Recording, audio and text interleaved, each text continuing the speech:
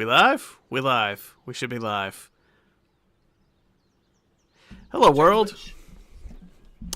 Welcome to Dolmenwood, the Waning Vale, episode Dose. When last we left our heroes, they are deep in a fairy glade, seeking a pale yellow gemstone for their noble patron, who might be a preteen, or thinking. The party started last time in the woodcutter's encampment and met with a young noble who squired Indigo and Patchwork and asked him and his retinue to go try to retrieve this gemstone from a fabled location where his ancestor had fallen in battle against a fey beast. And supposedly there is a gemstone there that he carried on his person, which has some sort of strange power. And he wants it. 400 gold has been promised for its safe return. And the party has been promised that they can also keep anything else that they find along the way. The instructions on how to reach the glade were strange to say the least. The group had to get lost in the woods and then walk due east and then due west and plant a tree and all kinds of stuff. And they followed the instructions and ended up here in this strange place. There is a low-hanging fog over the entire clearing. And in the center of it, a pond with an island in the middle covered in reeds, and they have seen little green figures darting among the plants out there that appear to be fairies of some sort. They found a whole collection of mounds of little saplings and planted trees that... Sorry, I'm adjusting the background audio because it's a little too loud. That included the mound that they had planted, so somehow it ended up here. There's an abandoned campsite, a bunch of berry bushes, some purple slime with logs around it, a bunch of weird stuff, really. The group got into a tussle with some nut caps.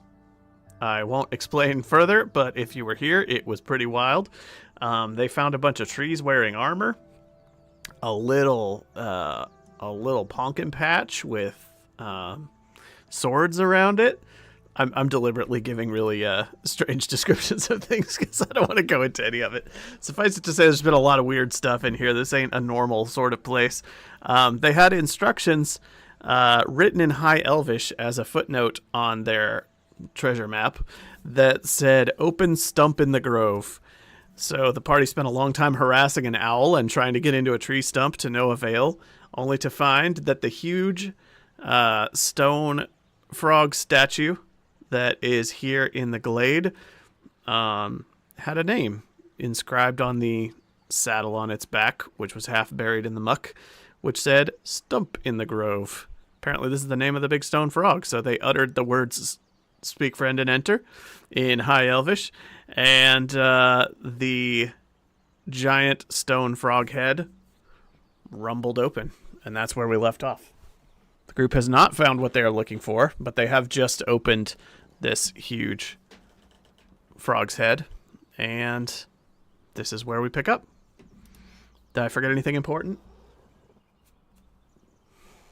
I know I forgot a lot of unimportant stuff.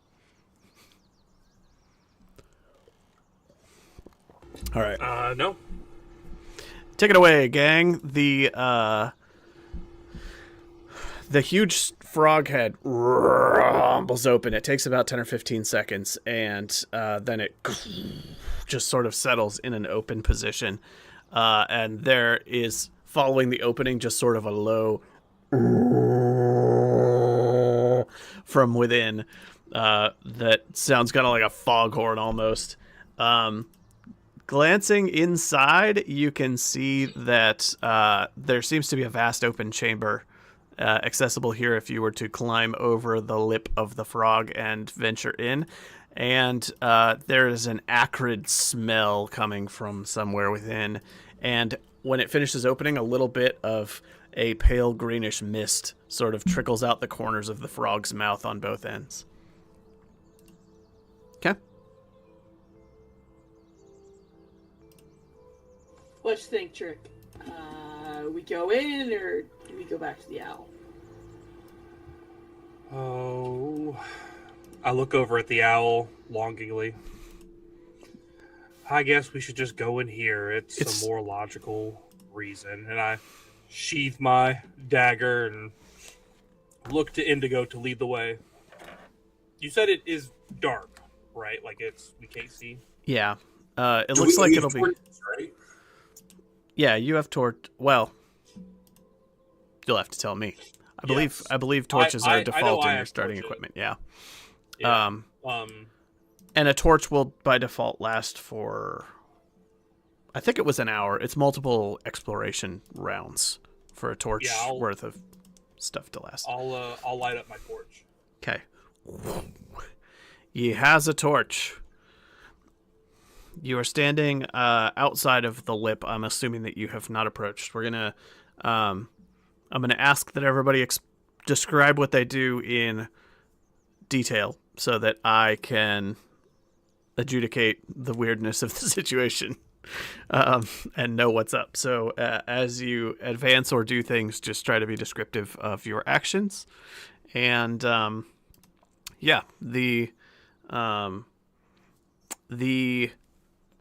there's light pouring into the opening of the mouth, which is open like about a quarter of the way. But you can tell that it's going to get dark as you go inside, and it's like there's also that strange mist in there too. So, yeah, you're all standing outside below that lower lip, which is kind of a big like 5-foot mound that you're going to have to climb over. It's like chest high for you, big folk. Just that like lower lip that's like almost flush with the ground, but sticking up about 5 feet now. The entire frog mouth is about 100 feet across from end to end, 100 feet wide, which is like 20 squares of game map. Well, I say the ones of us who have the most armor should go first. I think that's fair. Do we need to lift some of you up first, or can you get up? Can you climb? Okay, if you can get up, then I'm gonna start pulling myself up over that lip, and I'm gonna swing my knee over, and then kind of stand up and pull my shield out and my lance out to be ready. As encumbered as you are, it's not going to be a pretty process getting over the hump. However, you don't need to make any die rolls or anything because it's a thing you can do if you're not under time pressure. You'll just have to work out a bit. I don't do it gracefully. Yeah, while he is struggling, I'm going to look at the Woodgrew. I'm going to look at Trick. Sorry, Woodgrew, I can't think of your name. Bumblebog. What's your name? Bunglebone. Bunglebone Hogslapper. And I would prefer you please refer to me by my full name. Hey, BG, I wish I had an NPC here because I really wish I could ask him questions about his name. Sorry, go ahead. Do you need help getting up from one short person to another? Because if not, I'm going to look at our big shield struggling to climb. I'm going to take like 3 steps back and then like try and like running like vault up. Because I feel like with like my climbing thing, I should be able to like pretty quick and then just look at him as he's struggling to climb and shake my head and peer in. Yeah, you're less encumbered than him, and you're a rogue, and rogues have natural climbing abilities, and your dexterity is possibly better. So probably not, but maybe. All right. Cool. So you vault your way up onto the lip. So I'm going to assume that 2 of you are standing up on the lip. I'm going to switch our map view here and just place you 2 standing on the front lip here and describe what you can see.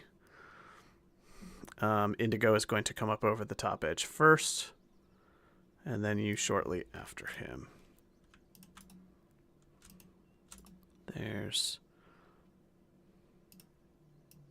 2.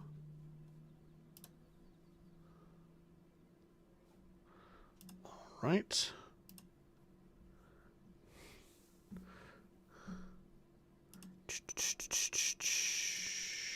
There we go. You are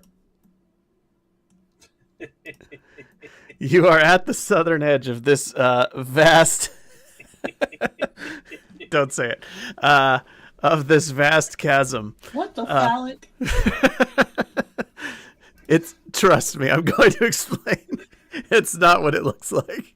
Oh, Bill's dead. Sir. I've killed him. Sir. I knew somebody was going to say it, whether you said don't or not. Oh, this is the ovaries all over again. Oh my god, it is. It's been a while, hasn't it? It is. No, you are looking into a vast chasm here, and there are a couple of noteworthy features here. One is that the roof overhead has just a row of stone jagged teeth right around the inside of the mouth. It's extremely detailed. It looks very realistic. The roof has all kinds of ridges, like the top roof of the mouth, and down just in front of you, attached to kind of the bottom front edge of the jaw, there's a huge tongue. Thank you very much. Also of stone that is jutting out, and it's sort of arched up and pointed inwards, like it's sort of halfway retracted. And it has at the end of it what appears to be a big stone eye at the end of this huge tongue. Very strange thing. At the back of this cavern, you can make out that there is a dark opening where the back throat of the frog is. And between you and there, the ground is just shrouded in what appears to be a pale green, acrid, ankle-deep-ish mist that conceals the floor beneath you, which is why the only thing you can see jutting up is this tongue. So you have this big chasm. It's from where you are to the opening at the back of the throat is about 55 feet.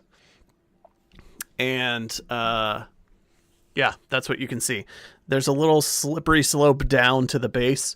And, as you get closer to the mist, it sort of faintly burns your eyes a bit, kind of like chopping onions. It just has like that slight acidity to it that is... that burns your nostrils and burns your eyes a little bit. Not enough to be dealing damage or making you roll dice, but it is unpleasant. What color is the eye? It's not pale yellow, is it? It's all stone. Oh, it's all stone. Okay. Yep. Every surface that you can make out, including the teeth, the mouth, the walls, all stone. But you can see that this like partially retracted tongue that's sticking up like this has on top of it like an eyeball.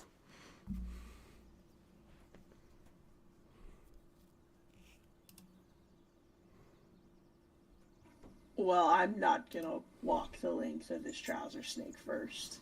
Yeah, I think we should get everyone up here to take a look first. Yeah. I'll pass the torch over the mouth so I'm not holding it, and I'll climb up on the lip and offer an arm down to Mr. Hogslapper. BG.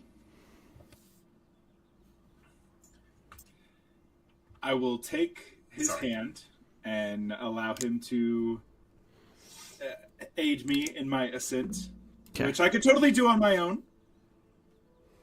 But I will climb and then bow at the top. I give him a nod and make my way over the rest of the way. All right. You are joined by Trick of the Light and Bunglebone. Walk over to Trick, kind of like elbow his leg. You ever seen a tallywhacker that big? That's Not on a frog, that's for sure. it's crazy, man.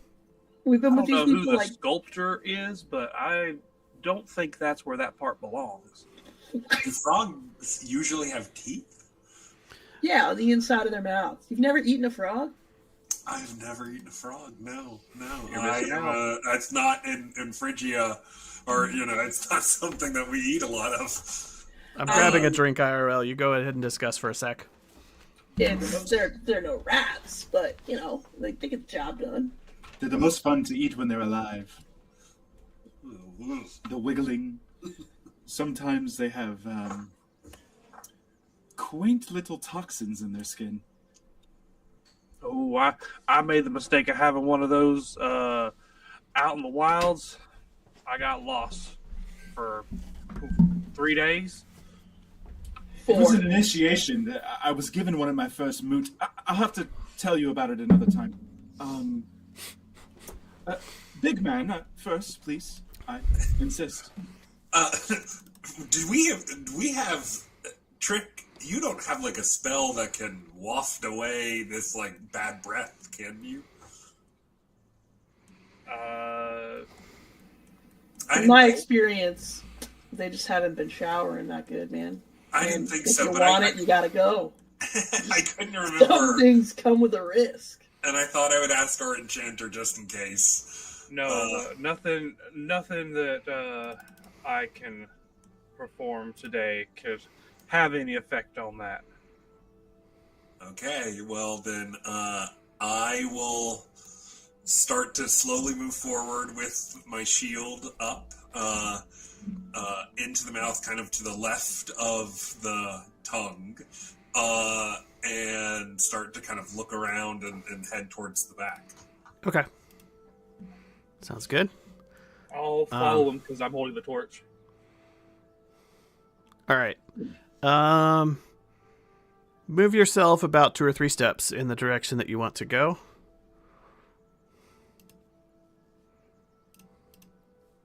You should be able to, I think. There you go.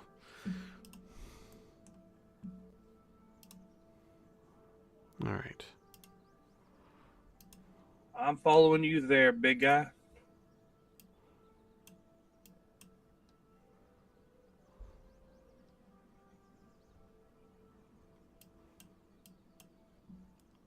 All right. Sorry, I was just checking something. All right. You make your way down. The ground is strangely sloped and a little bit slippery from the dampness of the mist.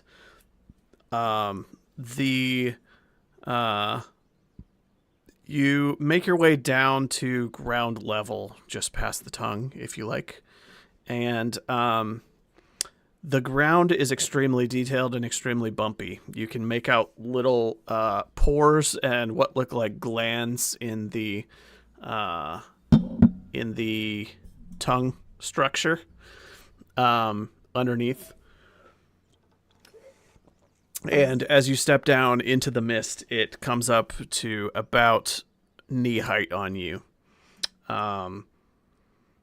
The ground is a little unsteady because the bottom of the, well, not unsteady, but difficult to navigate without being able to see it well because because there are ridges and bumps and slopes in sort of an organic way all over the floor down here. But you do make your way down to ground level, and from somewhere out in the room, you hear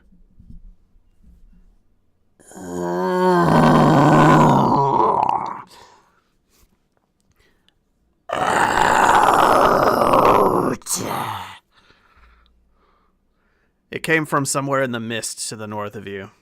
Difficult to say how far. And what did it say? It sounded like out? Do you think it's got like a splinter or something and it needs help getting it out? Or do you think it was telling us to get out? I think it has 4 splinters in its mouth, assuming it's talking to us. Oh. But I don't think it was the frog that was talking. The tongue didn't move while we were on it. Maybe the object we're meant to find has turned this thing to stone, and I'm getting a sinking feeling that this thing is not exactly stone. It might still be alive.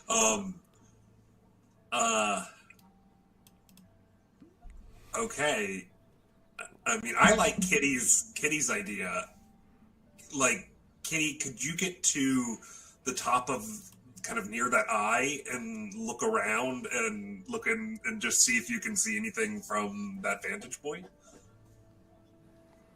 I can certainly move up there secretly, but if it's not lit up, it's going to be awfully hard to see. Oh. And I will sneak my way forward. I'm going to...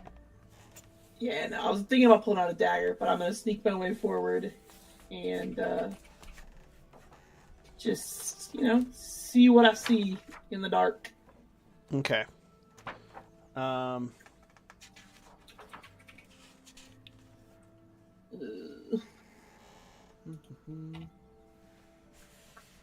you sure you don't want to take the torch? I'm awfully sure. I don't want it to know where I am. Understandable. All right. As you creep your way out towards the center of the room, a figure stands up out of the mist a short distance ahead of you. This is a placeholder icon, not what it looks like. This is my generic monster icon for this campaign, so you'll see this Thank goodness, again. that looks terrifying. Yeah. So a figure, humanoid, stands up a short distance from you. It appears to be an emaciated figure of a knight in ancient broken armor with chunks missing from it. Its face is discolored in a dark sort of green. Its eyes glowing a pale red. Its teeth broken, jagged, missing. It's got a huge distended belly just hanging out the front of the armor, where the armor's like split open and this just belly is like jiggling out the front of it. And it appears to be wearing the garb of like a knight with tattered chainmail, and it's holding a hilt of a sword that is like broken off right at the hilt, and it looks worn and jagged and borderline useless. Its fingers are pointed claws, and it stands in the mist, rights itself, and then sort of makes a sideways turn to its head like it's cracking its neck, and you hear all kinds of weird, unnatural, crunching, rumbling sounds from within its body, and then it starts to lurch towards you. Wait, So, did it see me? I was hoping that, and it might have, but I was hoping, it wouldn't, because the smoke was high and I was trying to sneak. yeah, if you're slinking around the ground in the smoke, I will let you make a stealth roll to see if it notices you. But it does rise up just in response to the torchlight and the talking. Yeah. So, Yeah. I don't know how to make checks in this game yet. a stealth roll is just going to be rolling a d6, and you're trying to hit your stealth skill target. This is a rogue-only ability. If you hit your number, then it is unaware of you. If you do not hit your number, then it sees you. At this level, you're not great at it, but it could I don't get the even job see done. it as a skill. It is a, Was it a skill I was supposed to add? yes. It's listed on your, Oh. you didn't add a line item for it. I'll look it up.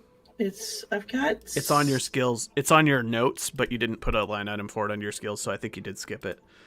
Oh, climb wall, the surf does... At stealth. level 1, it's only on a five. net 6. Oh, God. You need to roll a die and get a nat 6. Because I'm so great at dice rolling, guys. Level 1 is a 5. Yeah, it's a 5. Do I have to For do I have to thief? beat it or meet it? Yeah. Yeah, thief under the skill targets. Oh, Yeah, I looked at search, not stealth. Yeah, Oh, it's a okay. 5. I looked at the wrong one. Sorry about that. Hey, look at that. Yes. You see it reaching out, and its reddish eyes are locked on Indigo across the room, and it starts lurching towards him with kind of that Frankenstein motion with its arms reached out. And we're going to kick to an initiative roll here, because this thing looks hostile and creepy AF. So, Do you want me to roll initiative? yeah, as the timekeeper, you roll for the party. Monster. Because Kitty was up there and saw it and was stealth, do I have time? Did she have time to yell to me, and do I have time to brace before we roll for initiative? It will depend on the initiative roll.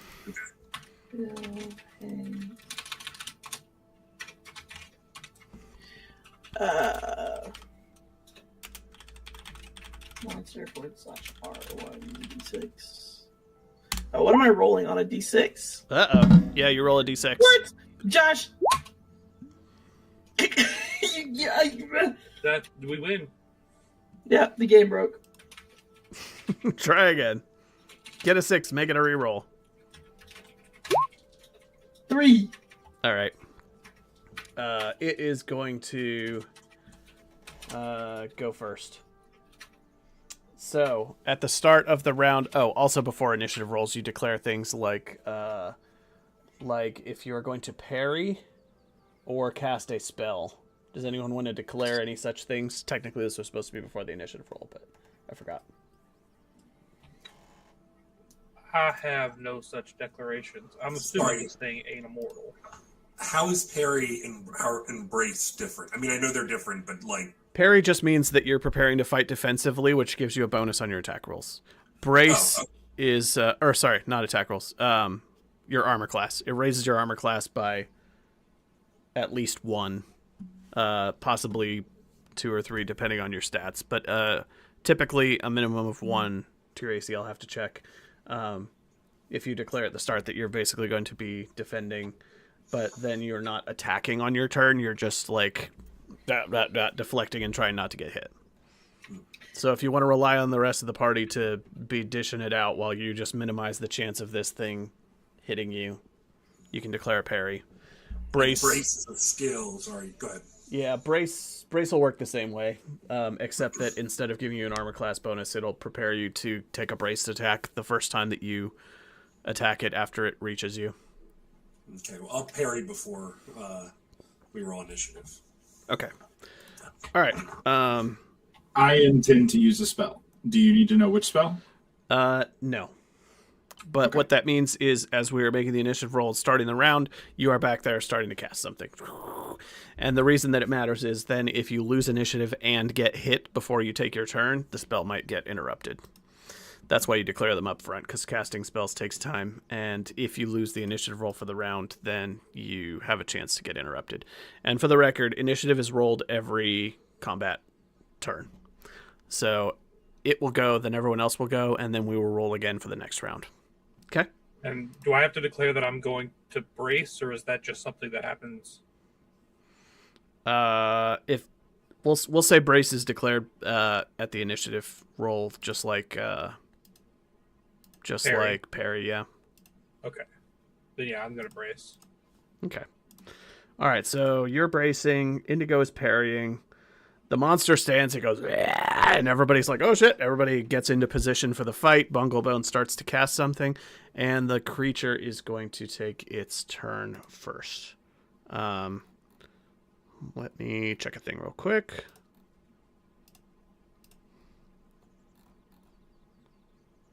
There we go.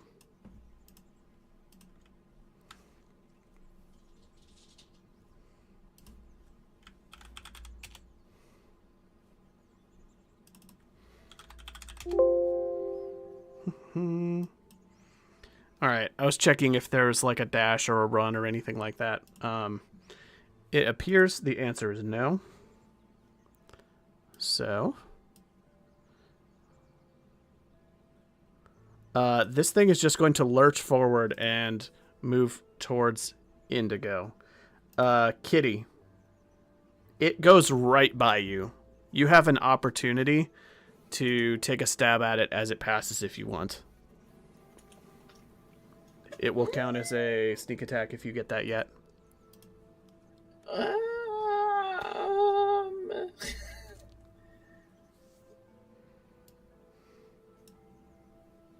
don't know. I'm sorry. I'm not as up to date on sneak attack and how it works.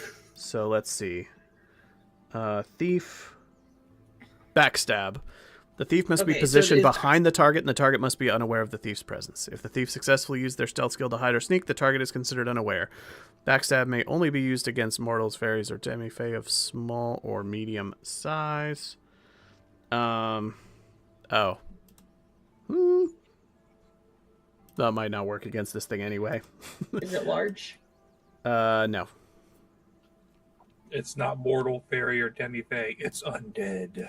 It is. You get a distinct smell of rot as this thing goes past you, and you're suspicious that trying to aim for its vital organs isn't going to matter much because it might not have any. That's what that means. Cool. I am not going to give away my location. Okay. All right, you stay down. Okay. He goes right past you without noticing you. He moves to right where he is on the map there, and that is as far as he can go this round.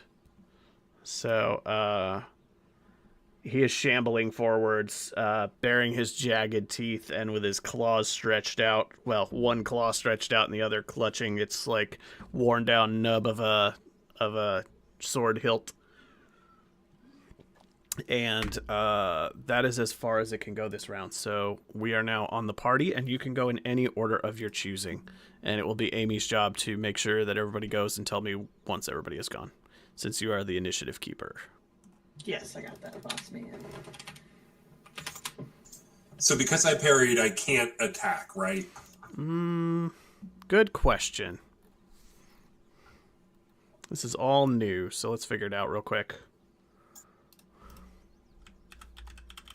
Hey guys, this isn't like funny to anyone, but it's kind of funny to me. I was jotting everyone's real life person names down to make sure that I'd made sure everyone got a turn, and I accidentally wrote your names in alphabetical order. The parrying combatant adds their strength modifier or +1, which is ever greater, to their AC against all melee attacks that round. Yeah, and it says instead of attacking or performing another action in a round, a combatant may opt to act solely defensively, and it must be declared before initiative is rolled. So yeah, since you're in a defensive stance, you are unable to attack this round. You have planted your feet, readied your weapon out in front of you. You're in that kind of like boxer position where you have your weapons out in front of you to try to minimize its ability to reach you, but then it's too slow to get to you. So you're still waiting, and that'll be your turn. It says rather than attacking or performing another action. So I think technically you can still move if you want to when declaring a parry. So you can still move up to your movement, which I think as encumbered as you are is only going to be 10 or 20 feet, which is like 2 to 4 squares, something like that. But so if you want to move a bit while in parry position, you can, but you can't take another action. So you could backpedal, or you could move up to it, or you could do whatever. Quick clarifying question for my notes before he takes his turn. Mm-hmm. If the thing had reached him and attacked him, and he had like done the parry, would he be able to take an action on his turn next, or is like choosing parry to be is ready his to action parry? this round? Okay, got it. And it would give him a bonus to his armor class equal to his strength mod, so it would make it substantially harder for the thing to hit him, because it would raise his armor class from like whatever it is, 16 or 17 to like 18 or 19. I have a quick clarifying question as well. Yeah. What constitutes a round? Is that a him go, us go? Yeah. Okay. Yep. We do a fresh initiative roll at the start of every round to see which side goes first. So sometimes you'll get to go twice in a row, and sometimes they will get to go twice in a row, and other times it will just alternate. So it's a little trickier to plan out your sequence of actions in this, because every round you're not sure who's going first. Then in that case, if I can move, I'm going to kind of step diagonally 5 feet in front of the monster and then kind of into move myself in front of Trick. Okay. And distract him. Sounds good. All right, so Indigo has taken his turn. Kitty, Trick, and Bunglebone. I'll step up next to Indigo and stab with my spear. Okay. I braced, but of course he didn't make it up to me. But I didn't see anything where brace says specifically. It just says where an enemy that charged. Mm-hmm. And he Charging charged. Weapons that may be braced against a charge inflict double damage on the charging combatant. It's possible that brace is just a quality of the weapon and not an action you have to take, actually. Well, it does say weapons that may be braced against a charge. This says double damage on the charge. Yeah. So they have to be charging. I think brace is not actually an action that you have to declare, because it says when attacking a target that charged into melee with the wielder this round inflicts double damage due to bracing the weapon against the ground. So if something charges at you, then on that round where it charged at you, you get to do double damage if you hit it with a weapon that has the brace property. You don't have to declare it. It's just a thing that can... Sorry, I'm assuming you're reading the same thing. It also there is a charge option. Mm-hmm. So is that, that's the action he would have to take? Yeah, let me check the charge option. Must move at least 20 feet before attacking. So he didn't technically charge. And charging must be declared before initiative is rolled as well. All right, we're learning. Must move at least 20 feet before attacking. There must be a clear run. The combatant gets a +2 to attacks and a -1 to AC. And weapons that are braced do double damage on the charging combatant. All right. Yeah. So he was unable to do that because you were too far away. So it didn't matter. Okay. If that changes what you want to do, charge. David, you can hold back if you want to brace or just be moved up. No, I think that's fine. All right, cool. So Bill, you don't have to declare brace, so you have your full turn to do whatever you like. Okay. Can I say that I declared a charge then? That's fine. Because it's Well, here's 20 feet. But do I guess? Yeah, you see the question I'm going to ask. I don't stop in front of him in the line, but I do stop within attacking range. once per combat, a combatant may charge into melee. Yeah. So 1 sec. Declaring charges. Where does it talk about? What was it? Casting. Bad decisions. Parrying. Parrying must be declared before initiative. Charging must be declared before the initiative. The spear doesn't have a charge quality. Right. So I can't do a charge anyway. I don't think you need a charge to... It doesn't need to have the charge quality. A charge is just an action you do. Brace is just a quality of weapons. Charge is an action. Charge They're two is separate also things. a weapon quality. Is it? Well, what does that weapon quality say? Charge attacks from a suitable mount double any damage inflicted. Okay, but you can still do a charge action even if it doesn't have that quality. The quality just makes charges get a bonus. Got it. Okay. Yeah. All right, then yeah, I'll charge if that's something that... That's I don't fine. like to do. We're learning the ordering of things, so going forward we'll declare it before. But yeah, if you want to run down this hill and just go at it, you can. Yep. I'll do that. Cool. So I get +2 attack and -1 AC for this round. I think you'll probably be on the left side of it because you got to kind of run down the slope, and then Indigo will be kind of in your way if you don't go over to the left. So, because if you run straight, you're running up the tongue. Okay. So I think you'll run over to the left side of it probably. Okay. Yeah, that's fine. No worries. right. All right. Now to attack with my spear. So you will get a -1 to AC and a +2 to the attack roll this round. I think this threshold modifier is 2.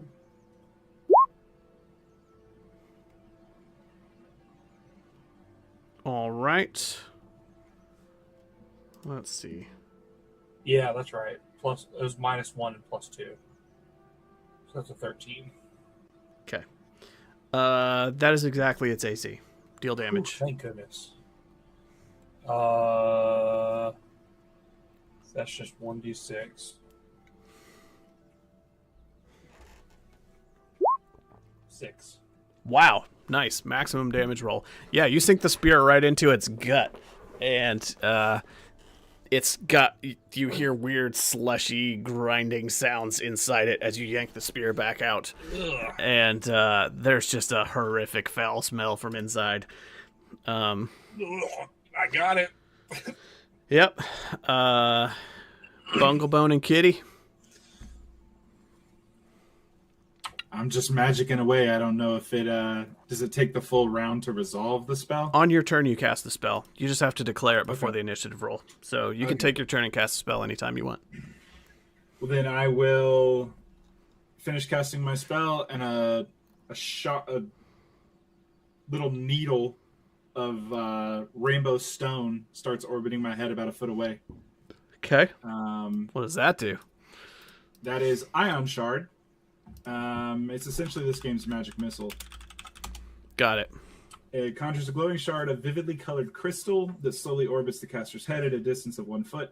At the time of casting or any point in the duration, which is 2 turns, that's why I asked a clarifying question, you may choose to fire the shard at a visible target within range. Okay. It hits without fail, no attack roll or saving throw, and it inflicts 1d6 plus 1 damage. All right. Once it's fired, the shard is destroyed. Sounds good. Do you want to fire it now or hold it orbiting? And is this thing small enough to be like me not to have line of sight on it from where I'm at? You can see it. It's poking up above the mist. If you were attacking with like a thing that required an attack roll, it would be a problem that your friends are in the way, and it would give you a penalty. But this thing requires no attack roll and automatically seeks out whatever you send it at. So it's just going to home in on it and hit it. Gotcha. You'll probably launch it straight up into the air, and it'll just arc down and go straight into it like a magnet. Okay. I think the only requirement is it has to be visible. Mm-hmm. So I'll go ahead and launch it then. All right. Sounds good. Did you roll max? I don't actually know. Maybe. Yes, I did. 6 plus 1. You both rolled max. Hold on. Yeah, that takes it down. It goes straight through the thing's head, and it collapses in a heap into the nasty mist.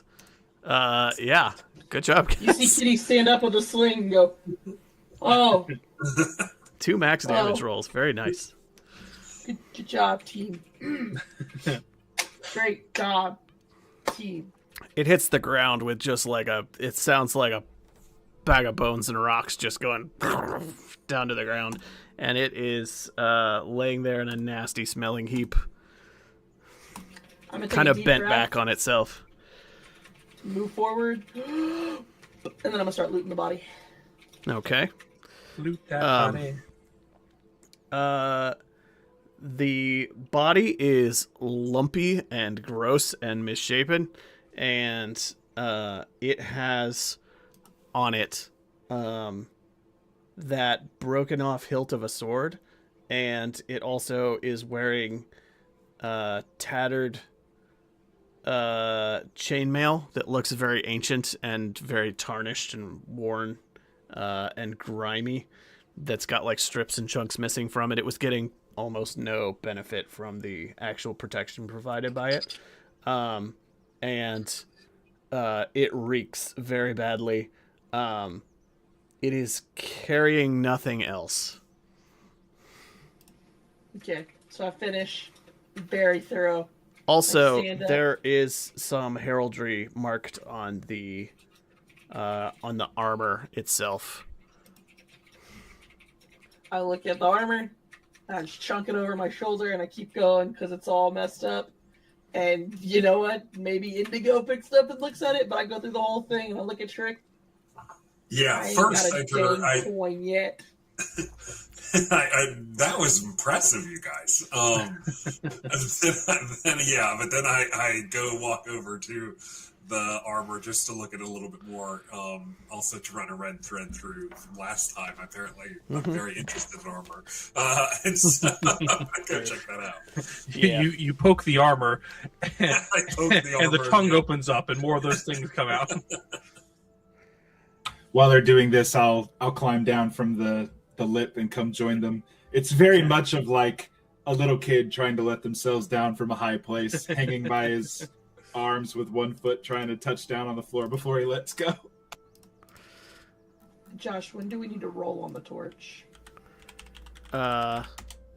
You do not roll for torches in this game. It's a fixed duration, and it's going to be after about 5 or 6 rounds, which if you do any action that is time consuming, like searching a space or building a fire or working on a puzzle or doing anything, most things that require a die roll or whatever, then that will be one dungeon turn, and after about 5 or 6 of those, the torch will go out and you'll need to switch to a new one. Sound good? Yep. All right. Give me 1 sec.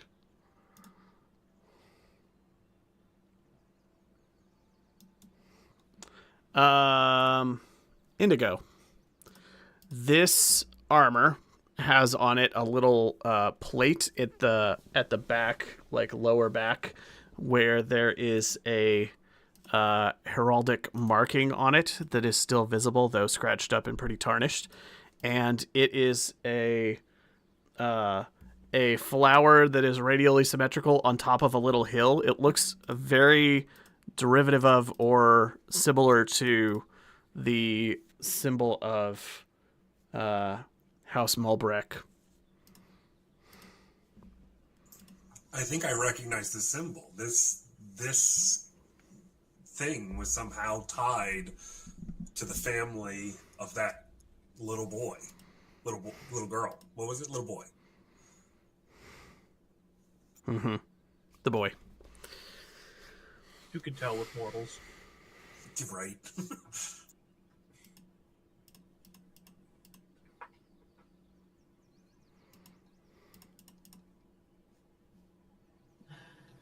Do you think they'd give us money for, this ancient armor?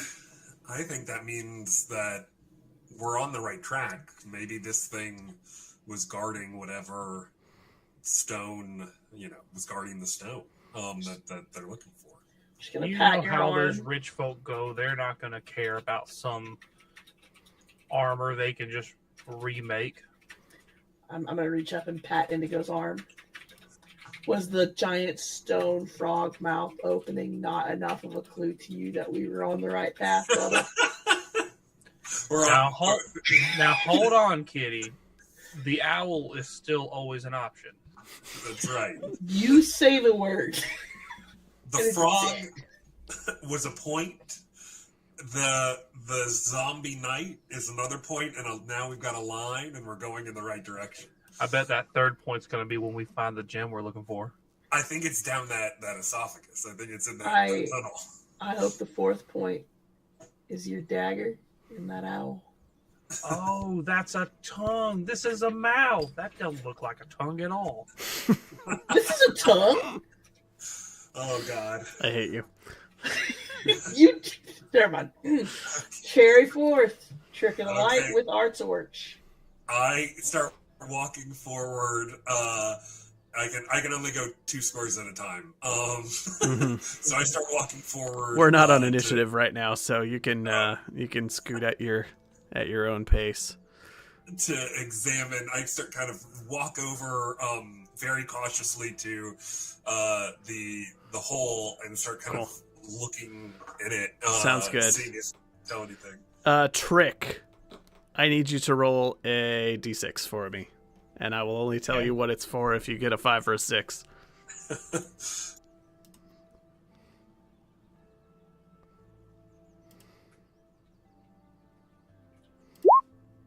Nope. All right. Indigo. You get close to there is a downward sloping divot here all around this the opening of this thing's gillet, and you can see that it is a narrow tunnel leading down into pitch blackness deeper into this thing. Do I think I can fit? I mean, like how narrow? Yeah. You can definitely fit, but you're gonna be. It's like a big tube slide, kind of. It's like almost. It's slanted, shallow enough that you can kind of scoot your way down it. But it is a claustrophobic looking tunnel down into darkness at the back of this frog's throat. There, I've in cave exploring, I've heard, it's not a good idea to go down anything you can't see into or something like that, but I don't think we have much of a choice. What do you guys think? I'm gonna take a marble out of my marble bag and kind of toss it down the thing and listen. Brilliant. All right. The marble goes ding ding ding ding ding ding ding ding ding ding ding. It at no point does it or anything like that. It just, you hear it bouncing down into the darkness and kind of sliding until it's out of earshot. Well, it doesn't look like it's going to be a straight drop at any point. You want the torch and lead the way, or? I'll take it. What's in your hands, David? Oh no, that's right. I can't. You're right. I have a shield and a. You can sling the shield or the sword over your back if you want to, but you can't carry all three at the same time. I'm gonna sling the spear behind my back. Okay, and go in with torch and shield. All right, torch. Cool. All right. Anybody else doing anything? Just following the leader. Following the guy with the shield. All right, I'm putting a little yellow dot on you to show that you are torchbearer. And here we go. You venture on. Yeah, this tunnel goes down. So the direction of this is a little abstracted just because I can't draw on top of everything, but there is a tunnel down that starts to wind a bit. And it falls pretty steeply for 10 or 15 feet and then starts to level off again. And up ahead, you're in this like esophageal tube that is sort of doubling back on itself, and you can see that it seems to open out into a chamber of sorts up ahead. Here the mist is the mist that you were standing in the previous room. It is trickling its way down here, but it doesn't seem to be originating from down here. It's actually thinning out as you go a bit deeper.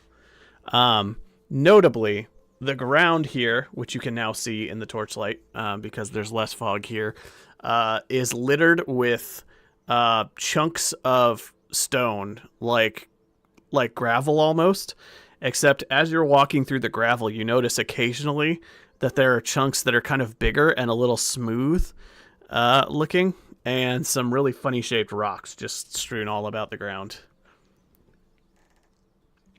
Maybe not entirely natural looking.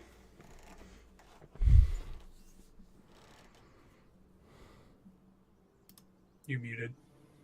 Oh, sorry. I'm going to wait for my friends to catch up. Okay. I'm going to head down and get my torch from them. One by one, go down the world's worst tube slide. Oh, there ain't I didn't hear any How bad can so. it be?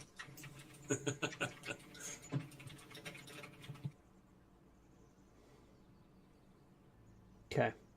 And anytime you want, you can use, I'm not saying this for reference to now, but just in general, you can use a dungeon turn to declare that you want to search some area in some way, and then I make secret die rolls to see if you find anything.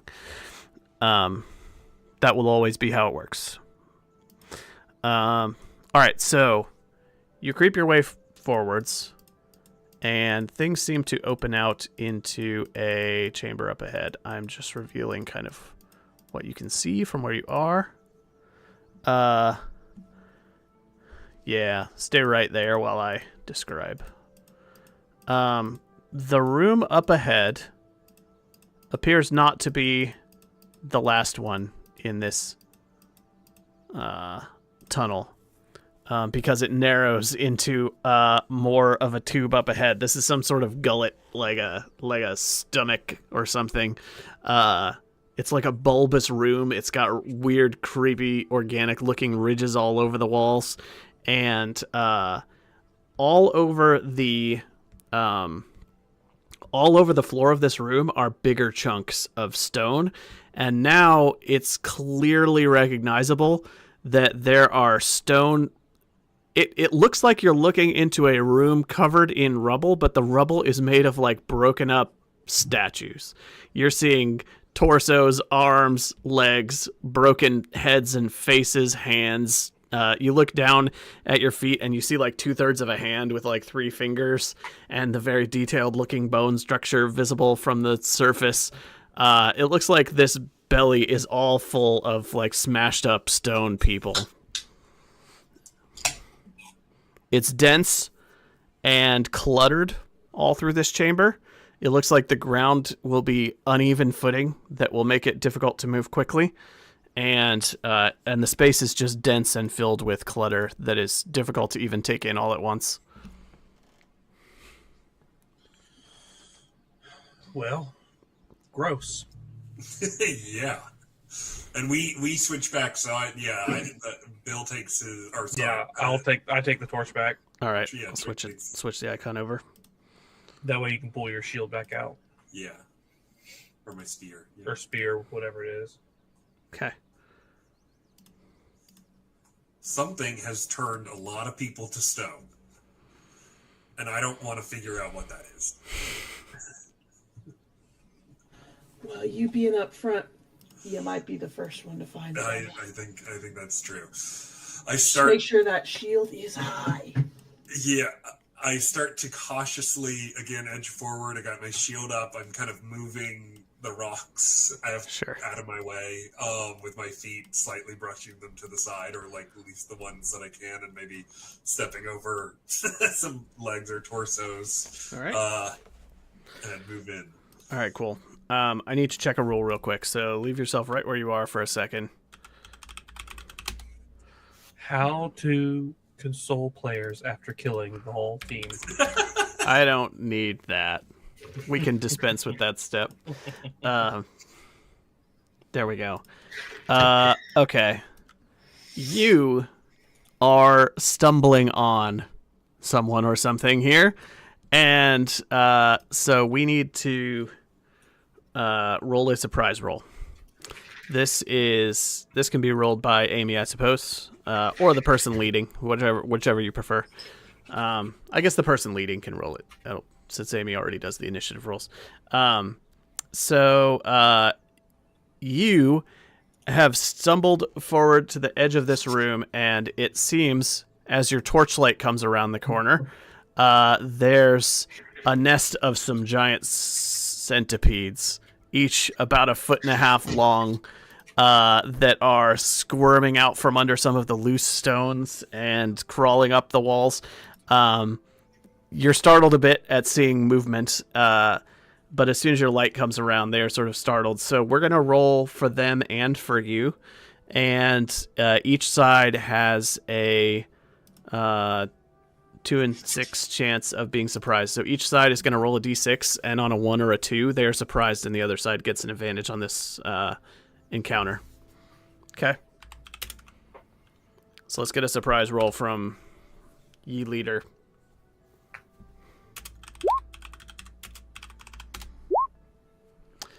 The centipedes are surprised. You stumble around the corner and see them squirming around under the rocks, and there's places where some roots have grown in from the walls, and the centipedes are like nesting up under a cluster of the roots.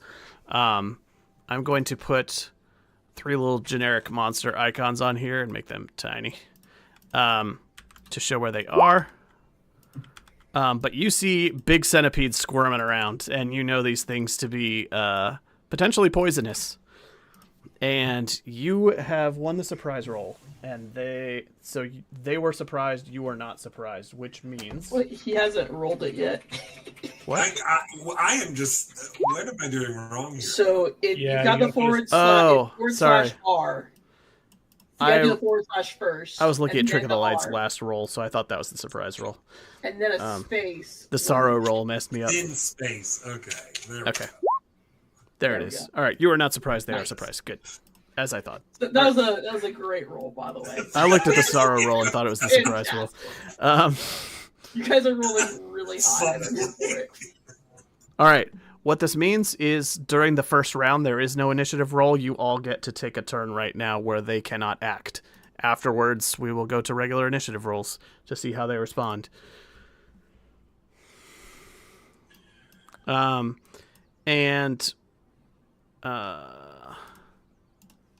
Yeah.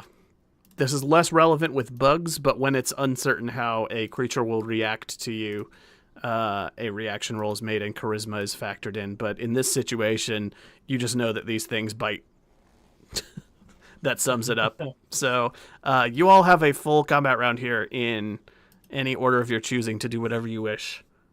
Because you seem to have got the jump on the squirmies. What'd you say, Trick? I think the order needs to be who's first in the tunnel. That's, I think, correct. So before I do this, I think. Hold on. Let's see. Do we need to declare things at the start of a surprise round of combat? If it's relevant, you can, and there just won't be an initiative roll. I don't think you need to declare them, actually, because declaring is only relevant if you lose the initiative and declared something. So I think you can just do whatever. Okay. Things that normally require declaring, you can just do them now. Just do. So, and I can only move, like now, this is when I can only move about 10 feet because of my encumbrance. Mm-hmm. Okay, so I'm going to move forward about 10 feet and again kind of stand in front of the party. Sure. Ready to fight. Okay. And do you want to draw a weapon? Yes, my spear. My lance. If you had your spear out already because of having traded off with Trick, yeah, you can actually reach this one to stab it since it's like partially in that square next to you if you want to. Oh, great. So if you want to go ahead and try to skewer a centipede, that's fine with me.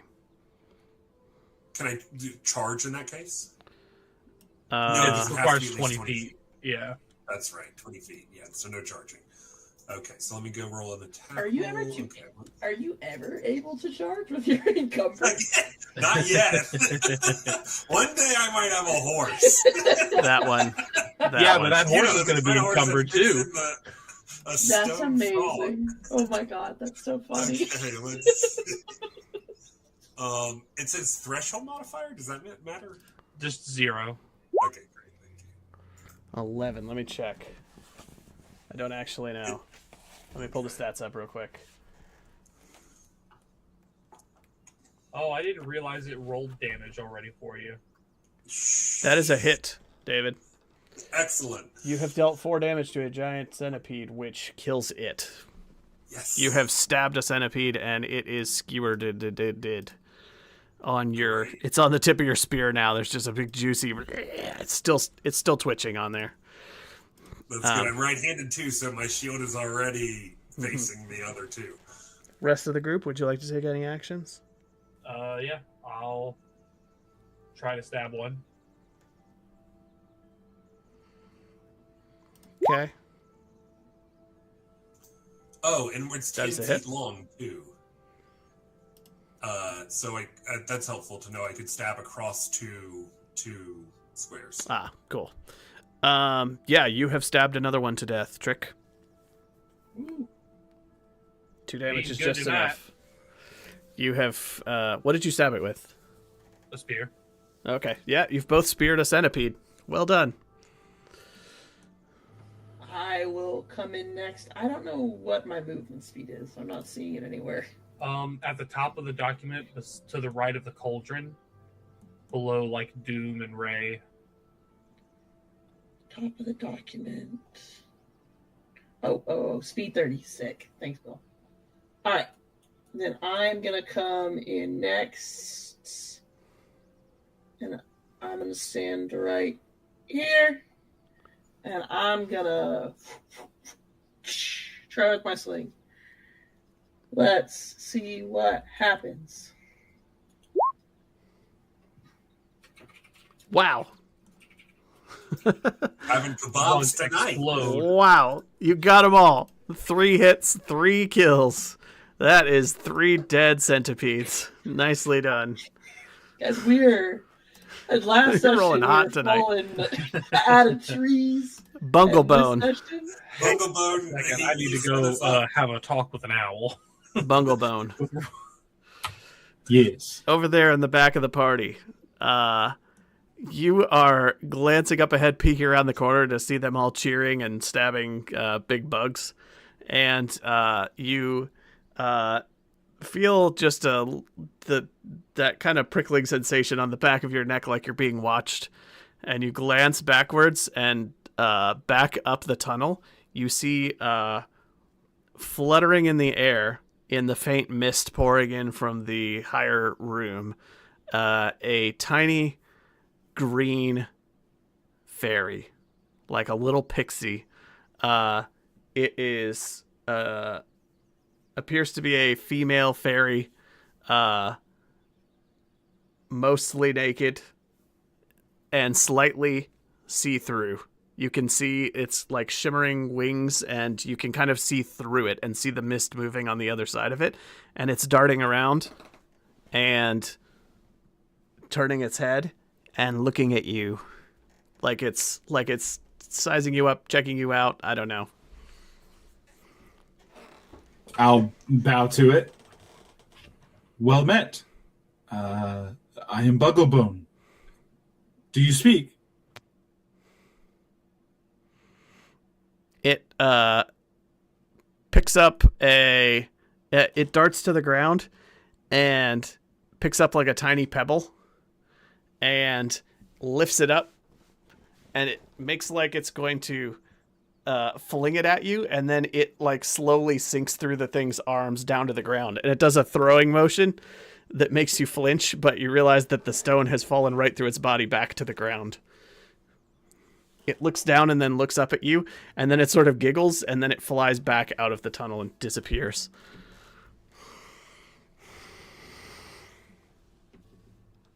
I'm definitely going to start describing it, and I'm going to like pull out a piece of parchment and start immediately writing down my interaction with it. Okay. Like distractedly not following them into the centipede room. I'm just sitting here taking notes on speaking to the pixie. Okay.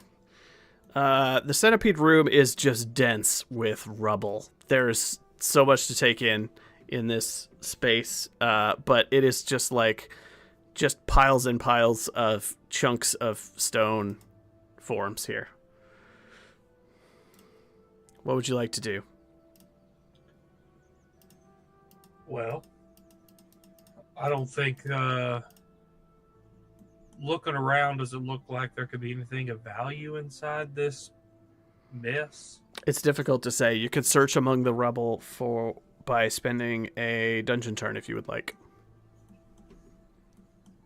So far, it's been 2 dungeon turns since you entered here, one for each of the 2 combats.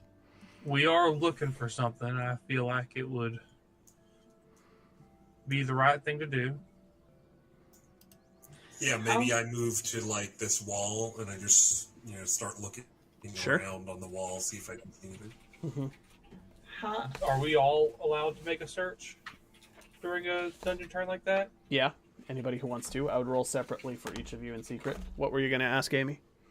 How do dungeon turns play out in terms of? I can only vaguely remember the last time we played.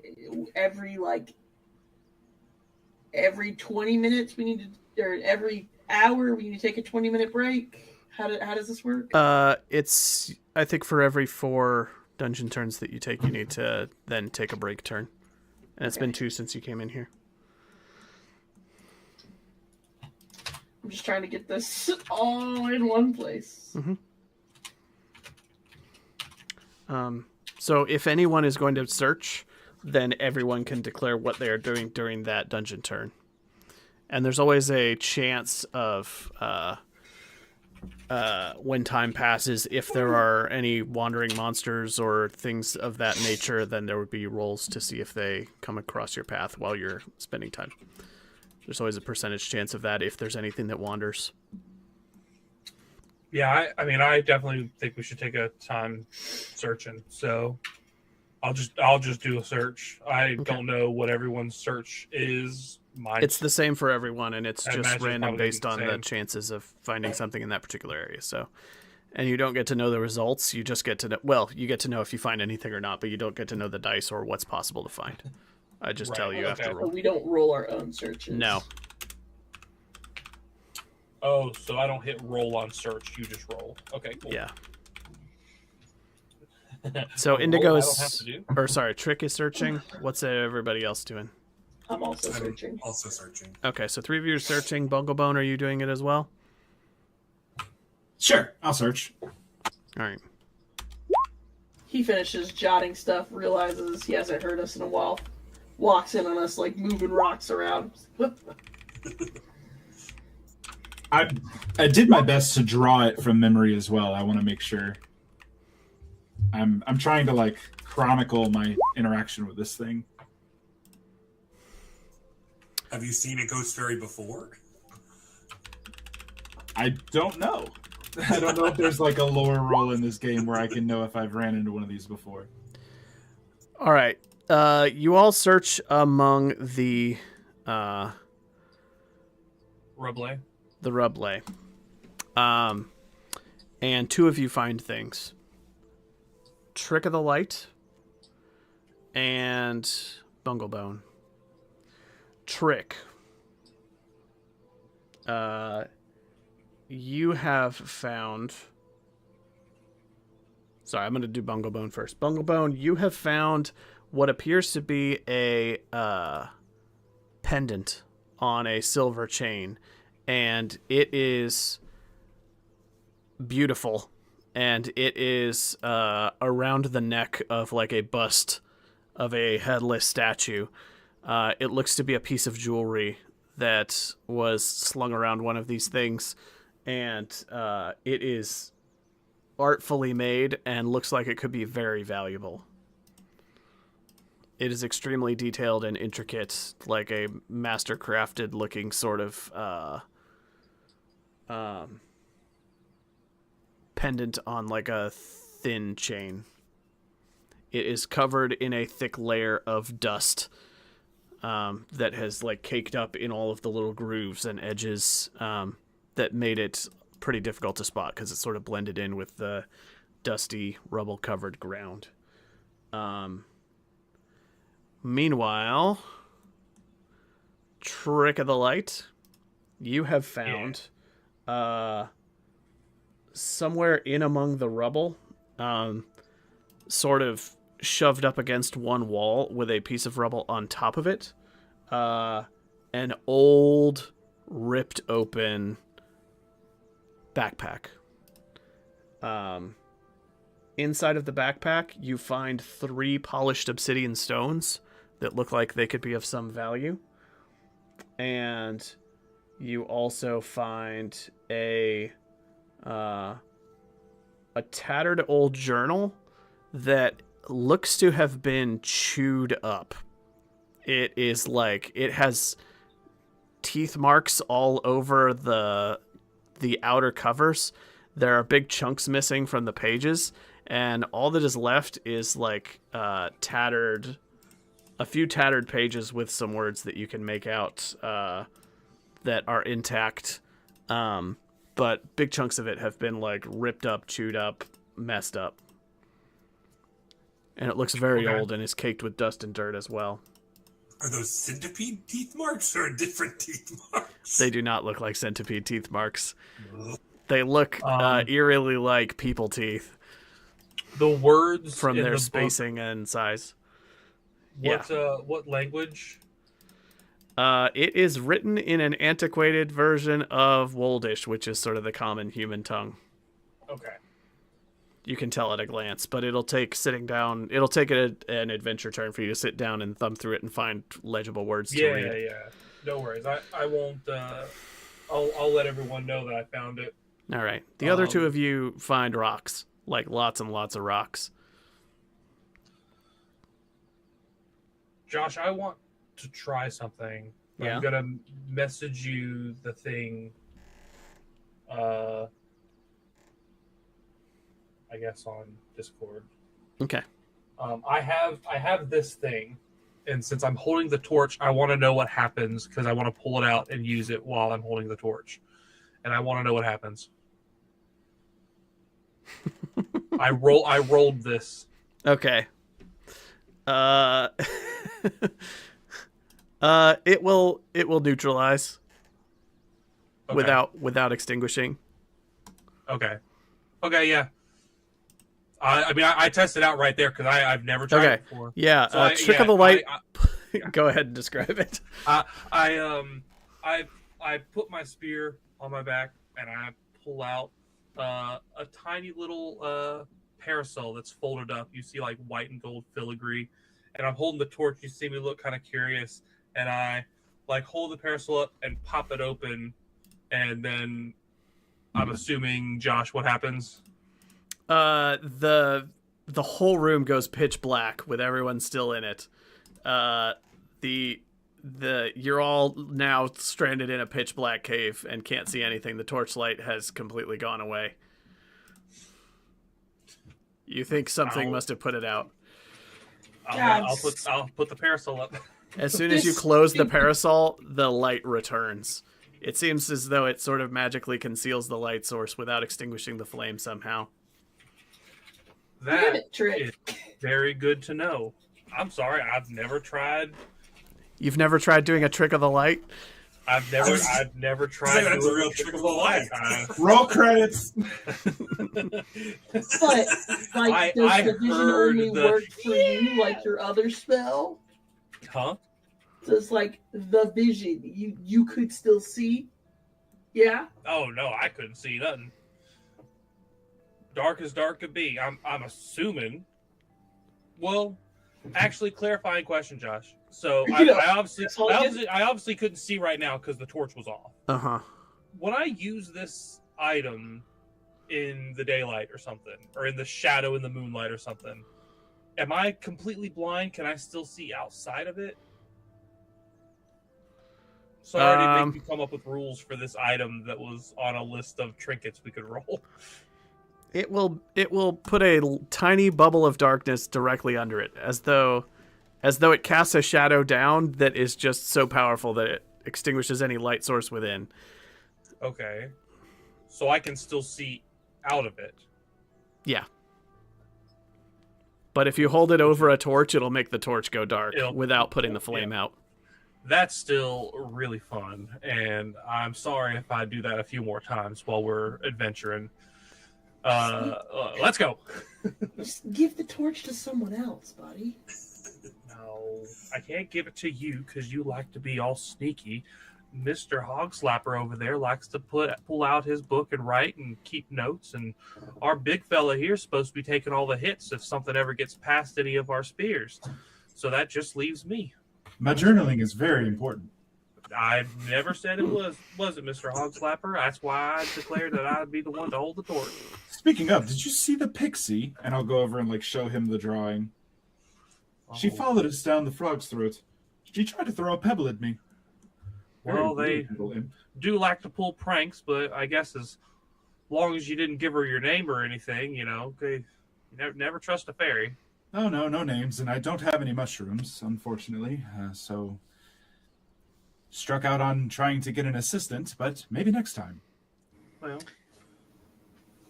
hey, while we're moving down here, and, obviously, highest priority, finding things that are valuable. Second priority, obviously, finding the stone. I didn't forget why we're here. If anyone sees a rat, I'm starving.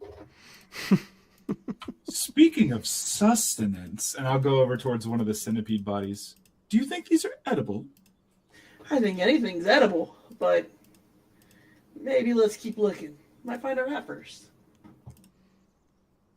Rocks are edible if you want them to be badly enough.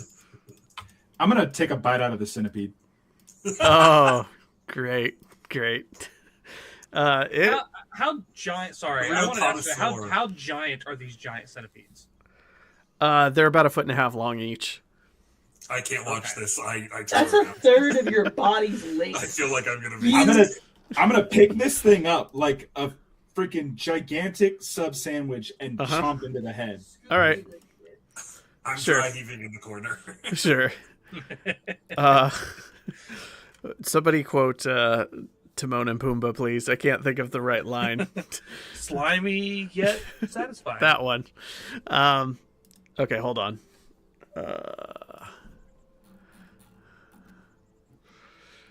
Yeah, it's sorry, one sec. Where's the page? There it is.